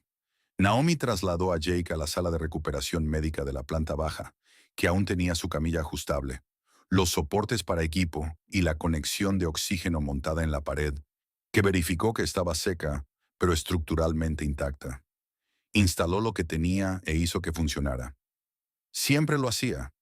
Brooks se movía por la sala médica con ojos rápidos y evaluadores, revisando la disposición que Naomi había preparado, haciendo pequeños ajustes con la seguridad de una cirujana capaz de adaptarse a condiciones de campo, porque nunca había sido demasiado orgullosa como para aprender de quienes sabían cosas que ella no. No dijo nada crítico. Estaba aprendiendo. Riley estaba de pie en la puerta, observando a Naomi trabajar, y su expresión era la misma que ella había notado en su rostro en el pasillo del hospital. Esa cualidad particular de atención que una persona dedica a algo que ha echado de menos y cuya importancia no había comprendido del todo hasta que vuelve a aparecer. Cuando Jake estuvo estable y descansando, Brooks salió a revisar las otras habitaciones con uno de los hombres de Riley, y Naomi y Riley se quedaron solos por un momento. Los demás no saben que este lugar existe, dijo Riley. No oficialmente. Estaba clasificado dentro del programa de recuperación que se cerró en 2019. Los archivos fueron al archivo central. Nadie tenía motivos para revisarlos. ¿Recuerdas el código? Recuerdo todo de esa época. No levantó la vista del monitor. No es un regalo. Él guardó silencio un momento. Luego dijo, por lo que vale, de la gente que estuvo allí, de todos los que sirvieron contigo, nadie creyó el informe oficial. Ni un solo día. Ahora ella lo miró. Su rostro era serio y firme, y podía ver que lo decía completamente en serio. Lo sé, respondió Naomi. Eso no era lo que hacía difícil cargar con ello. Él asintió lentamente. Entendía lo que ella no había dicho, que lo difícil no había sido la duda sobre su propia inocencia, sino saber que su nombre había sido utilizado para cerrar un capítulo que merecía permanecer abierto, y que 4 personas nunca habían regresado a casa porque alguien en quien ella confiaba los había vendido. Lo arreglaremos, dijo él. Sí, respondió ella. Lo haremos. Brooks la encontró una hora más tarde en la antigua oficina administrativa de la instalación, sentada frente a una ventana que daba al oscuro límite del bosque. Naomi la oyó entrar, pero no se volvió. Brooks acercó la otra silla y se sentó. Guardó silencio un momento, el silencio cómodo de alguien que ya ha pasado lo suficiente con otra persona en poco tiempo como para no necesitar llenarlo con palabras. Luego dijo, Riley me habló de tu mando, de la misión. Naomi no dijo nada. Me dijo que te consideraban uno de los mejores comandantes de operaciones especiales que la Marina había tenido en 20 años. Brooks continuó, que tu renuncia sorprendió a toda la comunidad militar, que nadie a tu nivel creía la versión oficial, pero nadie estaba en posición de desafiarla. Hizo una pausa. Y que asumiste la culpa voluntariamente para proteger a tu gente de una investigación diseñada para encontrar a un culpable sin importar la verdad. Riley habla demasiado, dijo Naomi. Habla exactamente lo necesario. Brooks entrelazó las manos sobre el regazo. Yo vengo de una familia donde uno baja la cabeza, hace su trabajo y no hace ruido por lo que le han hecho, porque hacer ruido cuesta más de lo que devuelve. Guardó silencio un momento. Con el tiempo aprendí que hay una diferencia entre elegir tus batallas y aceptar una injusticia, solo porque combatirla resulta inconveniente para las personas que se beneficiaron de ella. Naomi se volvió para mirarla. Brooks sostuvo su mirada. Vas a tener que dejar que la gente haga algo al respecto. No solo cargar con ello. No solo Hayes, tú también. Tu nombre. Naomi la estudió un momento y luego volvió a mirar por la ventana. Una cosa a la vez, dijo. Era lo más cerca de un acuerdo que iba a llegar esa noche, y Brooks pareció entenderlo porque asintió y dejó el tema ahí. Poco después de las 2 de la madrugada, unos faros iluminaron el frente de la instalación. Riley ya estaba de pie antes de que la luz alcanzara por completo la ventana, y Naomi iba 2 pasos detrás de él. Ambos llegaron a la entrada principal con la puerta entreabierta y las luces interiores apagadas.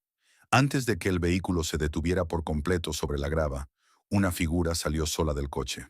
Joven, de complexión media, moviéndose rápido pero no con la cautela entrenada de una amenaza, sino con la ansiedad decidida de alguien que ha conducido 2 horas en la oscuridad para llegar a un lugar que no se suponía que debía conocer. Naomi dio un paso hacia el umbral. La figura se detuvo y levantó la mirada. La linterna que sostenía Riley iluminó el rostro apenas el tiempo suficiente. Naomi exhaló. Daniel, dijo. Su hermano menor cruzó la grava en 10 pasos y se detuvo frente a ella. La miró con la expresión de alguien que ha estado asustado durante mucho tiempo y que acaba de encontrar aquello por lo que tenía miedo. Te he estado rastreando desde el hospital, dijo.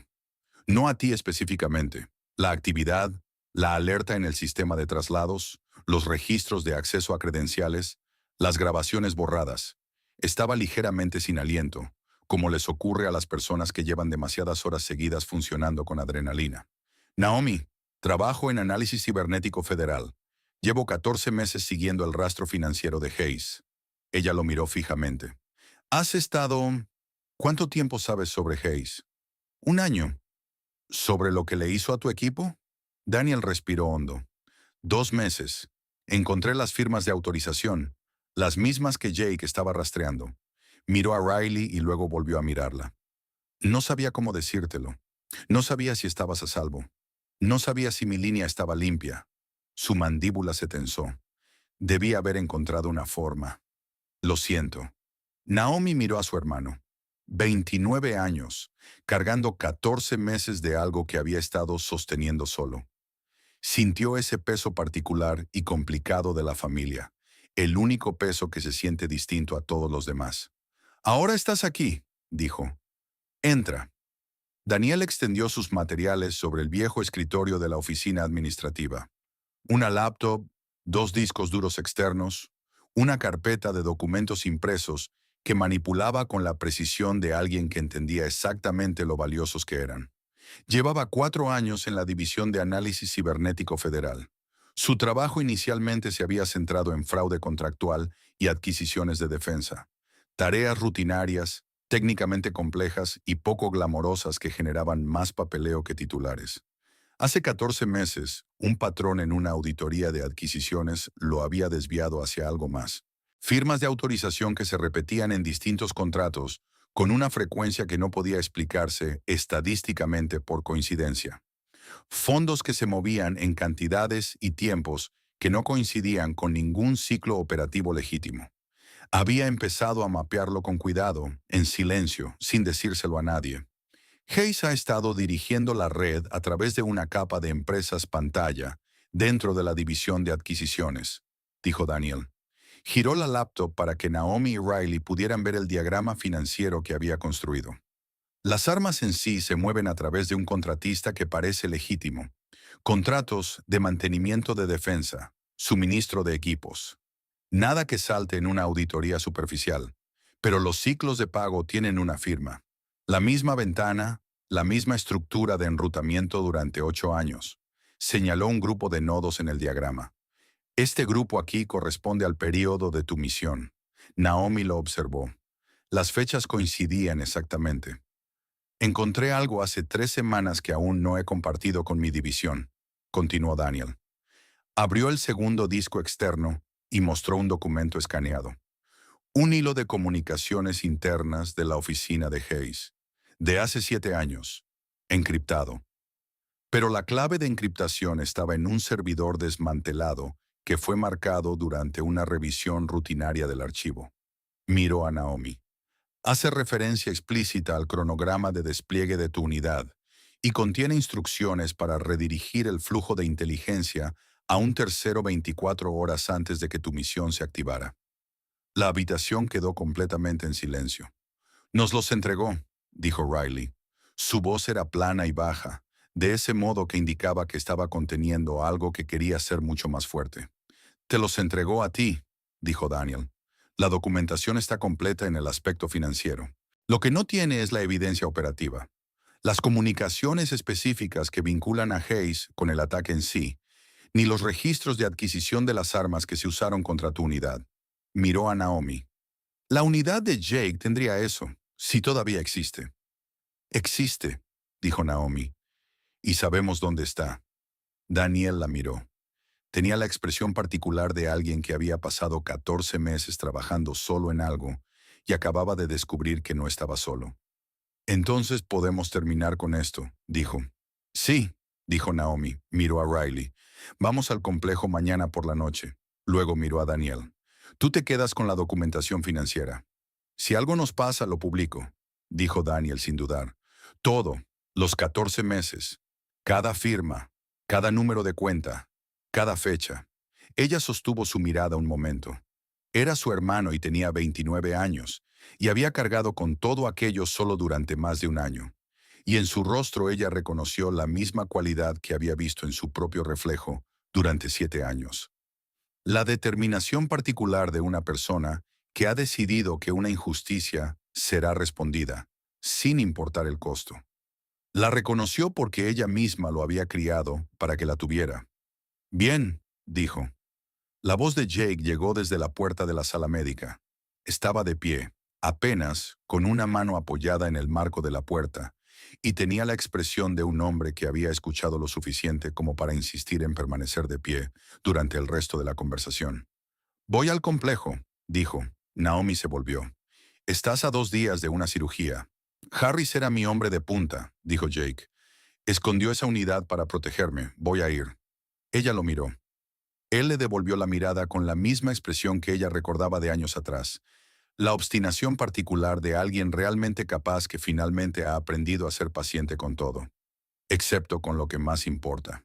Viajas en la furgoneta, dijo ella. Sigues órdenes en el terreno. Si tu cuerpo dice que te detengas, te detienes. Entendido, dijo él. Casi lo decía en serio. Naomi recorrió la habitación con la mirada. Brooks, que se había colocado en la puerta de la oficina administrativa. Riley, sólido y seguro. Daniel con meses de trabajo silencioso extendidos sobre el escritorio. Jake de pie, en contra de cualquier recomendación médica. Eso era lo que tenía, y era más de lo que había tenido antes, y era suficiente. Descansen un poco, dijo. Todos. Nos movemos al anochecer. Se volvió otra vez hacia la ventana, hacia la línea oscura de los árboles y el camino de grava que llevaba de regreso al mundo al que pronto tendrían que volver a entrar. En algún lugar al sur de allí, un complejo abandonado esperaba en la oscuridad con las pruebas que podían terminar con una injusticia de 7 años. Había estado lejos del mando durante 7 años. Estaba lista. Salieron de la casa segura al anochecer. La furgoneta avanzó hacia el sur por carreteras que pasaban de autopista a ruta estatal y luego a un estrecho tramo de asfalto costero que serpenteaba entre pinos bajos y marismas. El cielo conservó la última luz gris de una tarde de febrero, apenas el tiempo suficiente para sentirla. Y luego cayó la oscuridad, limpia y completa, y la única luz era la que los faros abrían delante de ellos. Naomi viajaba atrás con Jake. Había dormido la mayor parte de la tarde, que era lo mejor que su cuerpo podía haber hecho, y había comido sin protestar lo que Brooks le había puesto delante, lo cual ella tomó como una señal de que entendía lo que se le pedía esa noche. Su color era mejor que antes. Su presión se mantenía dentro de un rango que ella podía aceptar. No estaba listo para esto. Iba a hacerlo de todos modos. Ella había dejado claras sus condiciones y él las había aceptado. Y ese era el acuerdo bajo el cual estaban operando. Daniel estaba en el asiento delantero del pasajero con su portátil apoyado sobre las rodillas y un enlace satelital funcionando a través de una línea segura que había pasado 40 minutos estableciendo en la casa segura. Tenía vigilancia sobre los movimientos conocidos de Hay a través de canales federales de monitoreo a los que tenía acceso, aunque técnicamente no estaba autorizado a usarlos para ese propósito. No mencionó ese detalle. Naomi tampoco preguntó. Riley conducía. Había permanecido en silencio desde que salieron. Ese silencio particular de un comandante en las horas previas a una operación. No era retraimiento ni miedo, sino una concentración hacia adentro de todo lo que pronto tendría que proyectarse hacia afuera. El satélite muestra que el perímetro del complejo está despejado, dijo Daniel sin levantar la vista. No hay firmas de vehículos en la carretera de acceso. No hay actividad térmica en las estructuras principales. Por ahora, dijo Riley. Por ahora, repitió Daniel. Naomi miró por la pequeña ventana trasera el camino oscuro que se desplegaba detrás de ellos. Había estado en ese complejo una vez, 8 años antes, durante una evaluación conjunta de entrenamiento que duró 3 días y terminó con una condecoración que apenas recordaba. Recordaba el terreno, recordaba la distribución del edificio principal, recordaba el olor del muelle durante la marea baja y el sonido de la malla metálica sacudida por el viento costero. No esperaba regresar. No había esperado muchas de las cosas que habían ocurrido en los últimos 4 días. 15 minutos, dijo Riley desde adelante. Ella puso brevemente la mano sobre el antebrazo de Jake. Él la miró. Ella le dio el mismo pequeño gesto de asentimiento que le había dado en la habitación del hospital 4 noches antes, y él lo devolvió con el mismo significado. Lo entiendo. Estoy listo. Terminemos con esto. Entraron a pie por el punto de acceso norte, dejando la furgoneta en un camino de servicio a 1/4 de milla del perímetro. El complejo apareció entre la línea de árboles como un conjunto de formas contra el cielo. La silueta plana del techo del edificio principal, la estructura esquelética de la torre de entrenamiento y la valla de malla metálica que formaba un largo rectángulo alrededor de todo. El candado de la puerta norte había sido cortado y reemplazado por uno más nuevo. Eso le dijo a Naomi 2 cosas: que alguien había estado allí recientemente y que Hayes tenía gente que planificaba con anticipación. Riley cortó el nuevo candado con cizallas. La puerta se abrió sin hacer ruido. Entraron en el orden que habían acordado. Los 2 hombres de Riley primero, luego Naomi y Jake, y después Riley, cubriendo la retaguardia. Daniel se quedó en la furgoneta con el enlace. Su trabajo era transmitir, y la transmisión era el objetivo. El edificio principal del complejo de entrenamiento era una estructura rectangular alargada con una nave central que en otro tiempo había servido como área de preparación de equipo y que ahora solo conservaba los restos de esa función. Estanterías vacías, un suelo de hormigón marcado con antiguas zonas pintadas, el olor del aire salado, del óxido y del tiempo detenido. Sus linternas se movían en arcos cuidadosos. Naomi recorrió la pared oeste con el haz de luz, contando las puertas desde la entrada.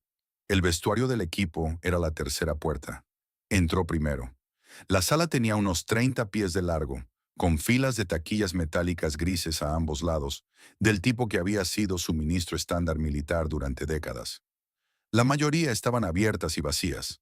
Algunas habían sido forzadas en algún momento.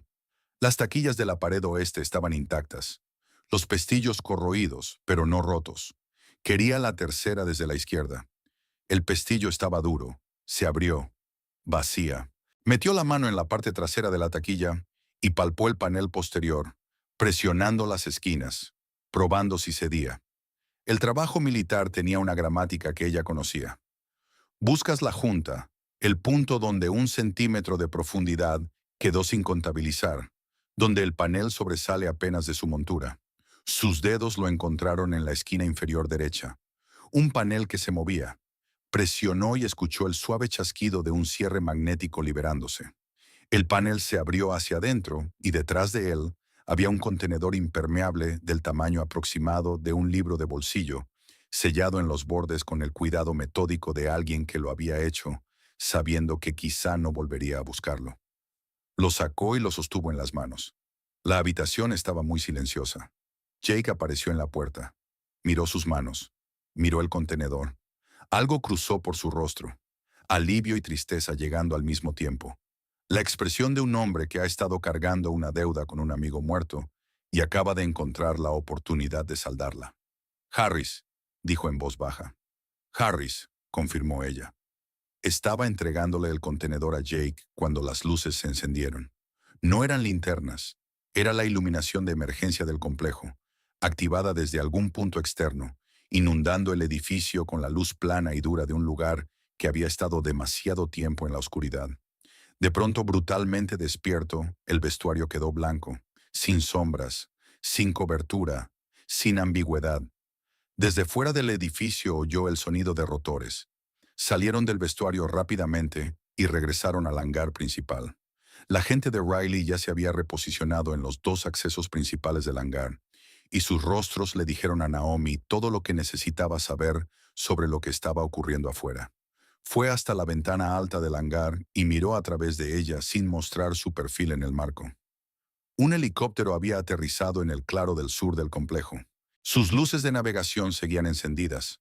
Contó 6 figuras moviéndose desde allí hacia el edificio principal, y en medio de ellas, avanzando con la calma segura de un hombre que ya había decidido cómo terminaría todo, estaba el Robert Hayes. Era mayor que la última vez que lo había visto. Los años habían vuelto su cabello completamente blanco y habían marcado líneas más profundas en un rostro que siempre había llevado una autoridad cuidadosamente practicada. Vestía ropa civil, pero se movía como un hombre de uniforme, porque eso es lo que décadas de mando hacen con una persona. Se convierte en el lenguaje del cuerpo, sin importar lo que el cuerpo lleve puesto. Naomi se apartó de la ventana. 6 más Hayes, dijo con calma. Su voz era la que no había usado por completo en 7 años, la que venía de ese lugar donde el entrenamiento y la experiencia habían construido algo que no se sacudía. Su gente tomará la entrada principal y la puerta sur. Él querrá entrar por el centro. Querrá ver la sala primero. La puerta del hangar este tiene cerrojo desde dentro, dijo Riley. Entonces usamos el hangar este. Miró a Jake. Te quedas detrás de la línea de cobertura. No avanzas. Pase lo que pase, sostienes ese contenedor. La mandíbula de Jake se tensó. Naomi, ese contenedor es la única razón por la que esta noche importa, dijo ella. Sosténlo. Él sostuvo su mirada por un momento. Luego se movió hacia la posición que ella indicó. Lo que ocurrió en los siguientes 4 minutos tuvo la claridad comprimida y precisa de los momentos que existen fuera del tiempo normal. La gente de Riley mantuvo los flancos. Naomi se movió por las sombras del hangar principal, usando posiciones que recordaba de la evaluación de entrenamiento de hacía 8 años. Posiciones que ella misma había ayudado a diseñar como parte del escenario defensivo del ejercicio. Lo que significaba que sabía exactamente dónde fallaban las líneas de visión, dónde la cobertura era sólida y dónde un equipo de 6 personas entrando por la puerta principal esperaría encontrar resistencia, y dónde no. 2 hombres de Hayes entraron por la puerta sur. Encontraron al personal de Riley ya colocado en el único ángulo que la entrada no cubría. Cayeron, no de forma permanente, sino en derribos controlados que los dejaron inmovilizados y fuera de la operación. Otros 2 entraron por la entrada principal y encontraron lo mismo. Eso dejaba a Hayes y a un último operativo que había entrado por una ventana lateral con la intención específica de flanquear. Una táctica que habría funcionado contra personas que no conocieran el edificio. Naomi salió de la sombra detrás del operativo antes de que completara el giro que le habría permitido verla, y terminó su participación en la noche de forma silenciosa y sin ceremonia. Y entonces quedó Hayes. Estaba de pie en el centro de la nave principal con una linterna en una mano y con esa inmovilidad particular de un hombre que ya ha agotado todos los movimientos que había planeado y ahora improvisa desde el núcleo más profundo de su carácter. La luz de la linterna la encontró. «Comandante Carter», dijo. Su voz era, como ella la recordaba, medida, profunda, con el peso automático de alguien acostumbrado a que le obedezcan. «Esperaba que no llegáramos a esto. Esperabas que me quedara callada», respondió ella. Caminó hacia él a un ritmo constante y se detuvo a unos 15 pies de distancia. «Llevas 7 años esperando eso».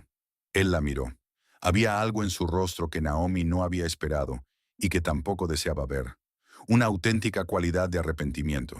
No por lo que había hecho, sino por el hecho de que no hubiera permanecido enterrado. «Tu unidad estaba en el lugar equivocado», dijo. «La operación con la que tu equipo se topó no debían estar ni cerca de ese corredor. Fue un accidente de ruta». «4 de los míos murieron», dijo ella.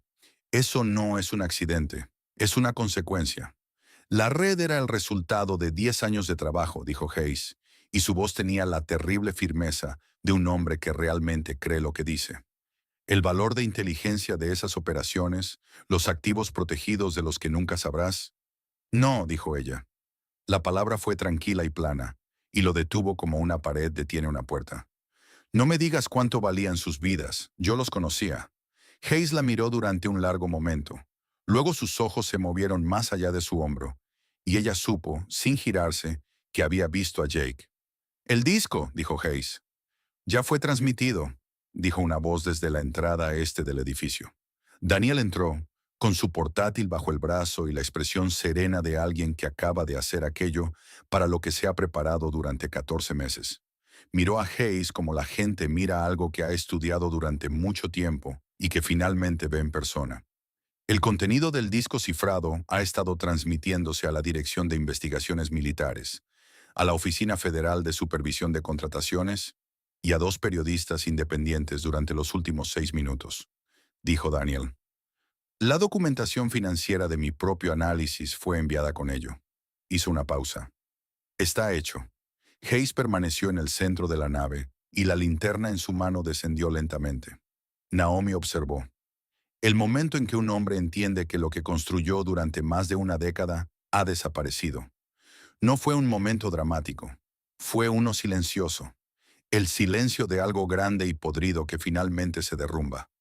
No tenía que haber sido tú, dijo Hayes a Naomi. Su voz había perdido su autoridad. Lo que quedaba era más viejo, más pequeño y cansado. Se suponía que tendrías una carrera. Se suponía que...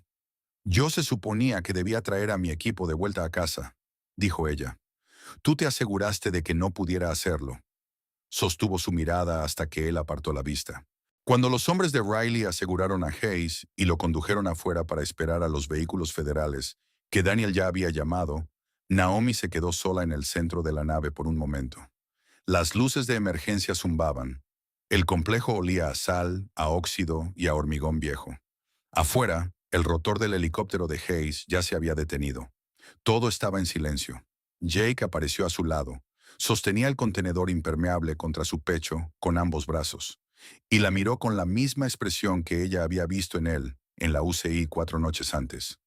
Alivio y dolor llegando al mismo tiempo. El rostro de alguien que ha cargado algo durante mucho tiempo y que por fin lo ha dejado en el lugar correcto. Gracias, dijo él. Por Harris. Por todos ellos. Ella lo miró. Agradece a Harris, respondió. Fue él quien se aseguró de que sobreviviera. Puso brevemente la mano sobre su hombro sano. Luego caminó hacia la salida, y el aire nocturno entró por la gran puerta abierta del hangar, frío y limpio desde el agua. Ella se quedó allí, respirándolo. Había terminado. Pasaron 6 semanas. Pasaron como siempre, pasan las consecuencias de las cosas grandes. No rápido, no limpiamente, sino con el avance pesado de la maquinaria institucional que se había puesto en marcha y que ahora ya no podía detenerse. Se reunieron comités, los investigadores presentaron informes. Los fiscales generales emitieron declaraciones. La historia avanzó a través de los ciclos de noticias en oleadas, cada una mayor que la anterior, a medida que el alcance completo de lo que habían revelado la documentación de Daniel y la unidad cifrada de Jake se volvía imposible de contener o minimizar.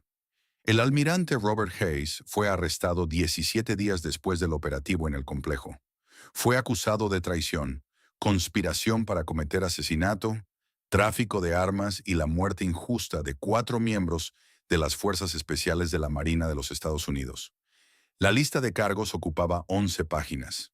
No hizo ninguna declaración pública. El tribunal militar se reunió 5 semanas después de su arresto, en un proceso formal y cerrado al que se le pidió a Naomi que asistiera, aunque no tenía que testificar a menos que ella lo eligiera. Eligió hacerlo. Se sentó en la sala del tribunal con ropa civil y respondió a cada pregunta que le hicieron con la misma voz plana y precisa que había utilizado en los informes operativos una década atrás. No miró a Hayes ni una sola vez durante las 4 horas que estuvo en esa sala. Las conclusiones del tribunal, cuando llegaron, fueron inequívocas.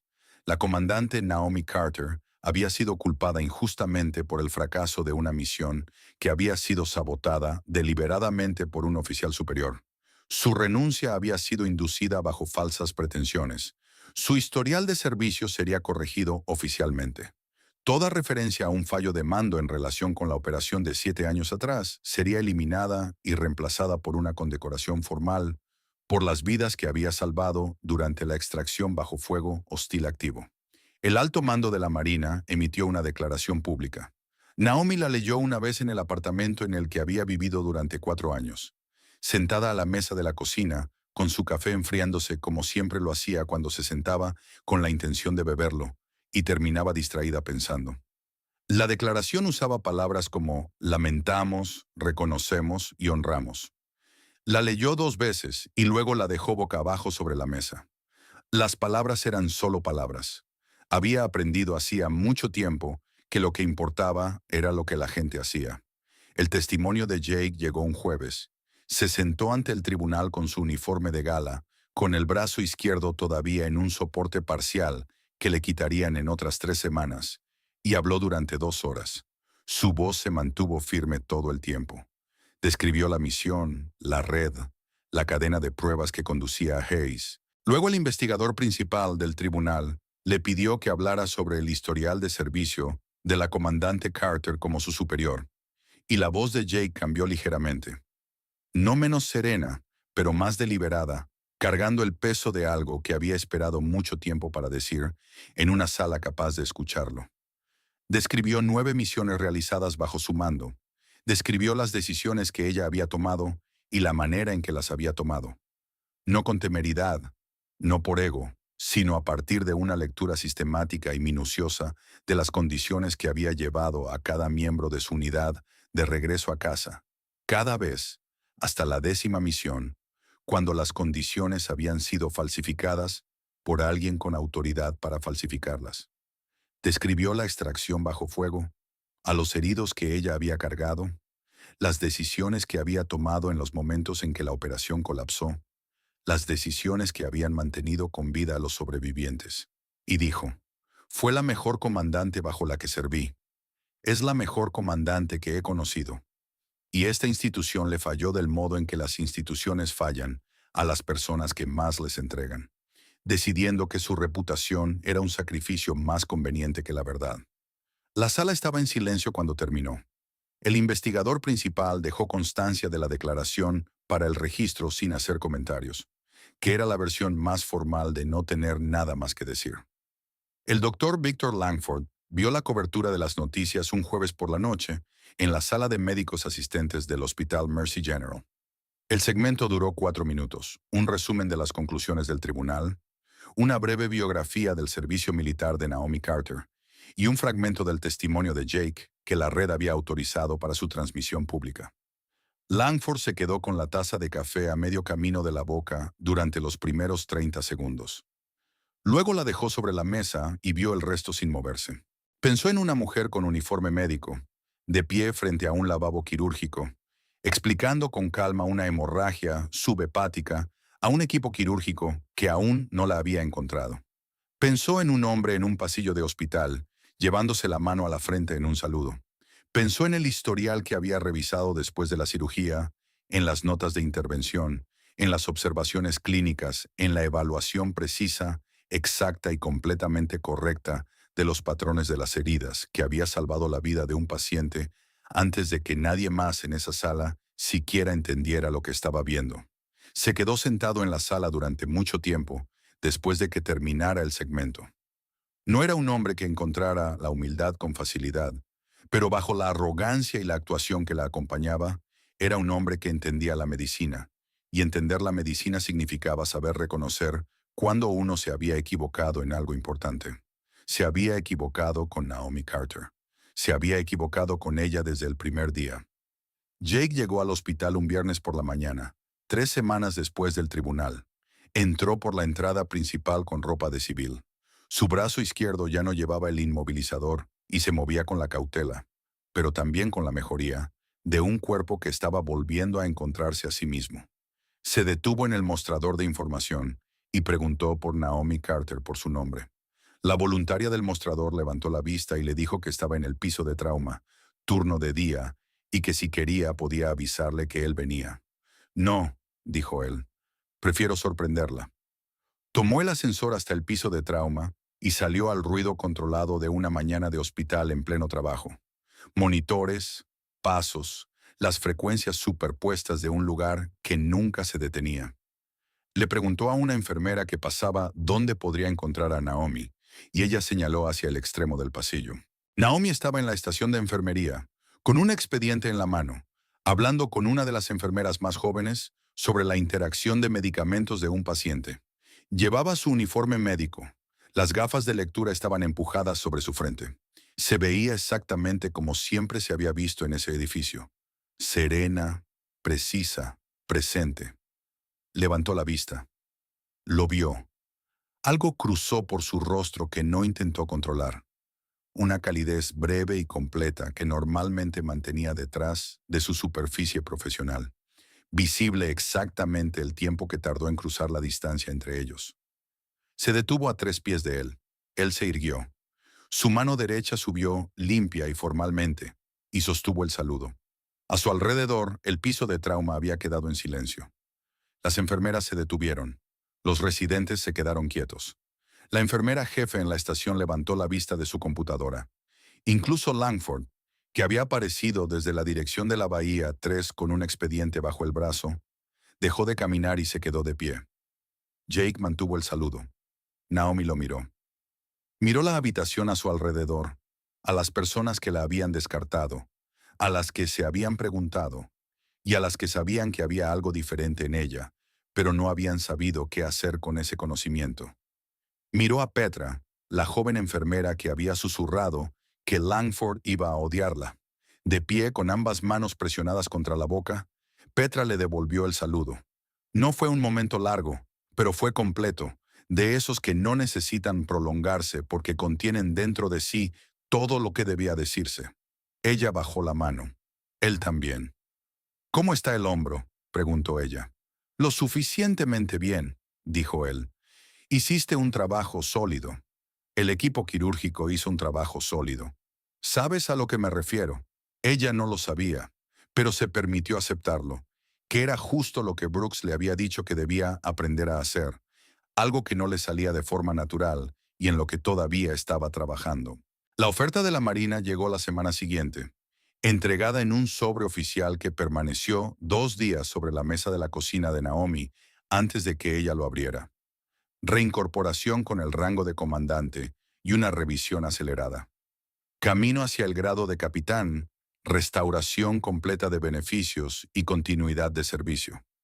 Un puesto en supervisión médica de operaciones especiales, que la pondría a trabajar entre diferentes ramas, redactando la doctrina que regiría el entrenamiento de medicina de combate durante la próxima década. Lo leyó 2 veces. Lo pensó durante 3 días. El cuarto día llamó a Jake. No voy a aceptarlo, dijo. Hubo una pausa. De acuerdo, respondió él. No voy a volver a una estructura de mando activa. Lo he pensado y sé a qué estaría regresando y sé lo que costaría. ¿Qué vas a hacer? Miró por la ventana de su apartamento. Baltimore a comienzos de primavera. El primer indicio de verde en los bordes de las cosas. El cielo de un azul más limpio del que permitía febrero. Hay una propuesta sobre la mesa para crear una vía civil de especialistas para el entrenamiento médico de operaciones especiales, dijo. Instructores civiles con antecedentes operativos trabajando directamente con las unidades médicas de los SEAL.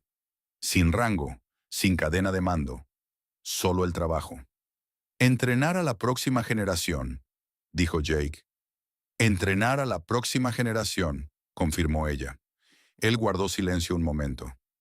A Harris le habría gustado eso, dijo. Ella sintió el peso particular de ese nombre.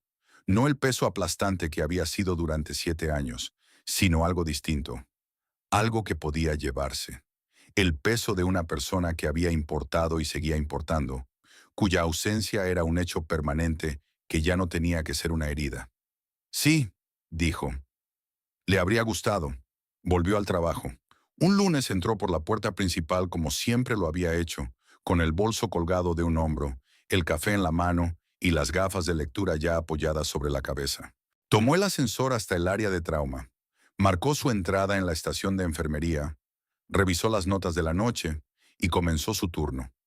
El personal a su alrededor se movía con el ritmo matutino del piso, el movimiento y el sonido superpuestos de un lugar que nunca se detiene. Algunos la saludaron como siempre lo habían hecho. Algunos ahora la saludaban de manera diferente, con una cualidad de atención que no era la de personas que ven a alguien por primera vez, sino la de quienes habían estado mirándola siempre y finalmente comprendían lo que estaban viendo. Langford se cruzó con ella en el pasillo a las 8:15. Se detuvo. Ella esperó. Carter, dijo, parecía estar trabajando en algo internamente. Algún reajuste dentro de sí mismo que no le resultaba fácil. Doctor Langford, respondió ella. Tenía razón, dijo él. Sobre la hemorragia, sobre el patrón de la herida. Hizo una pausa. Sobre varias cosas. Lo sé, dijo ella. Él asintió una sola vez. El gesto de un hombre que ha dicho lo que necesitaba decir y no piensa añadir nada más. Luego siguió caminando. Ella lo observó alejarse. Después tomó su expediente y caminó por el pasillo y a través del área de trauma, pasando junto a Petra, el carrito de medicamentos, pasando a los jóvenes residentes que se apartaban con un respeto muy distinto al que le habían mostrado cuando llegó, pasando las ventanas amplias por donde entraba la luz de la mañana y el ruido constante de un lugar que ayudaba a las personas a sobrevivir a cosas que deberían haberlas matado. El piso no se detuvo por ella. Mantuvo su ritmo, como siempre, y ella mantuvo el suyo junto a él. Era enfermera de trauma. También había sido comandante, soldado, y una mujer que había cargado con una injusticia durante 7 años en silencio, y que había llegado al final de ese silencio no con ruido, sino con la misma precisión tranquila que llevaba a todo lo que hacía. Ahora el personal lo sabía. Siempre habían estado trabajando a su lado. ¿Cuántas personas pasamos por alto cada día simplemente por el uniforme que llevan puesto, sin preguntarnos nunca qué tuvieron que sacrificar para llegar hasta allí? Si esta historia te impactó, dale me gusta y suscríbete. Hay más historias como esta.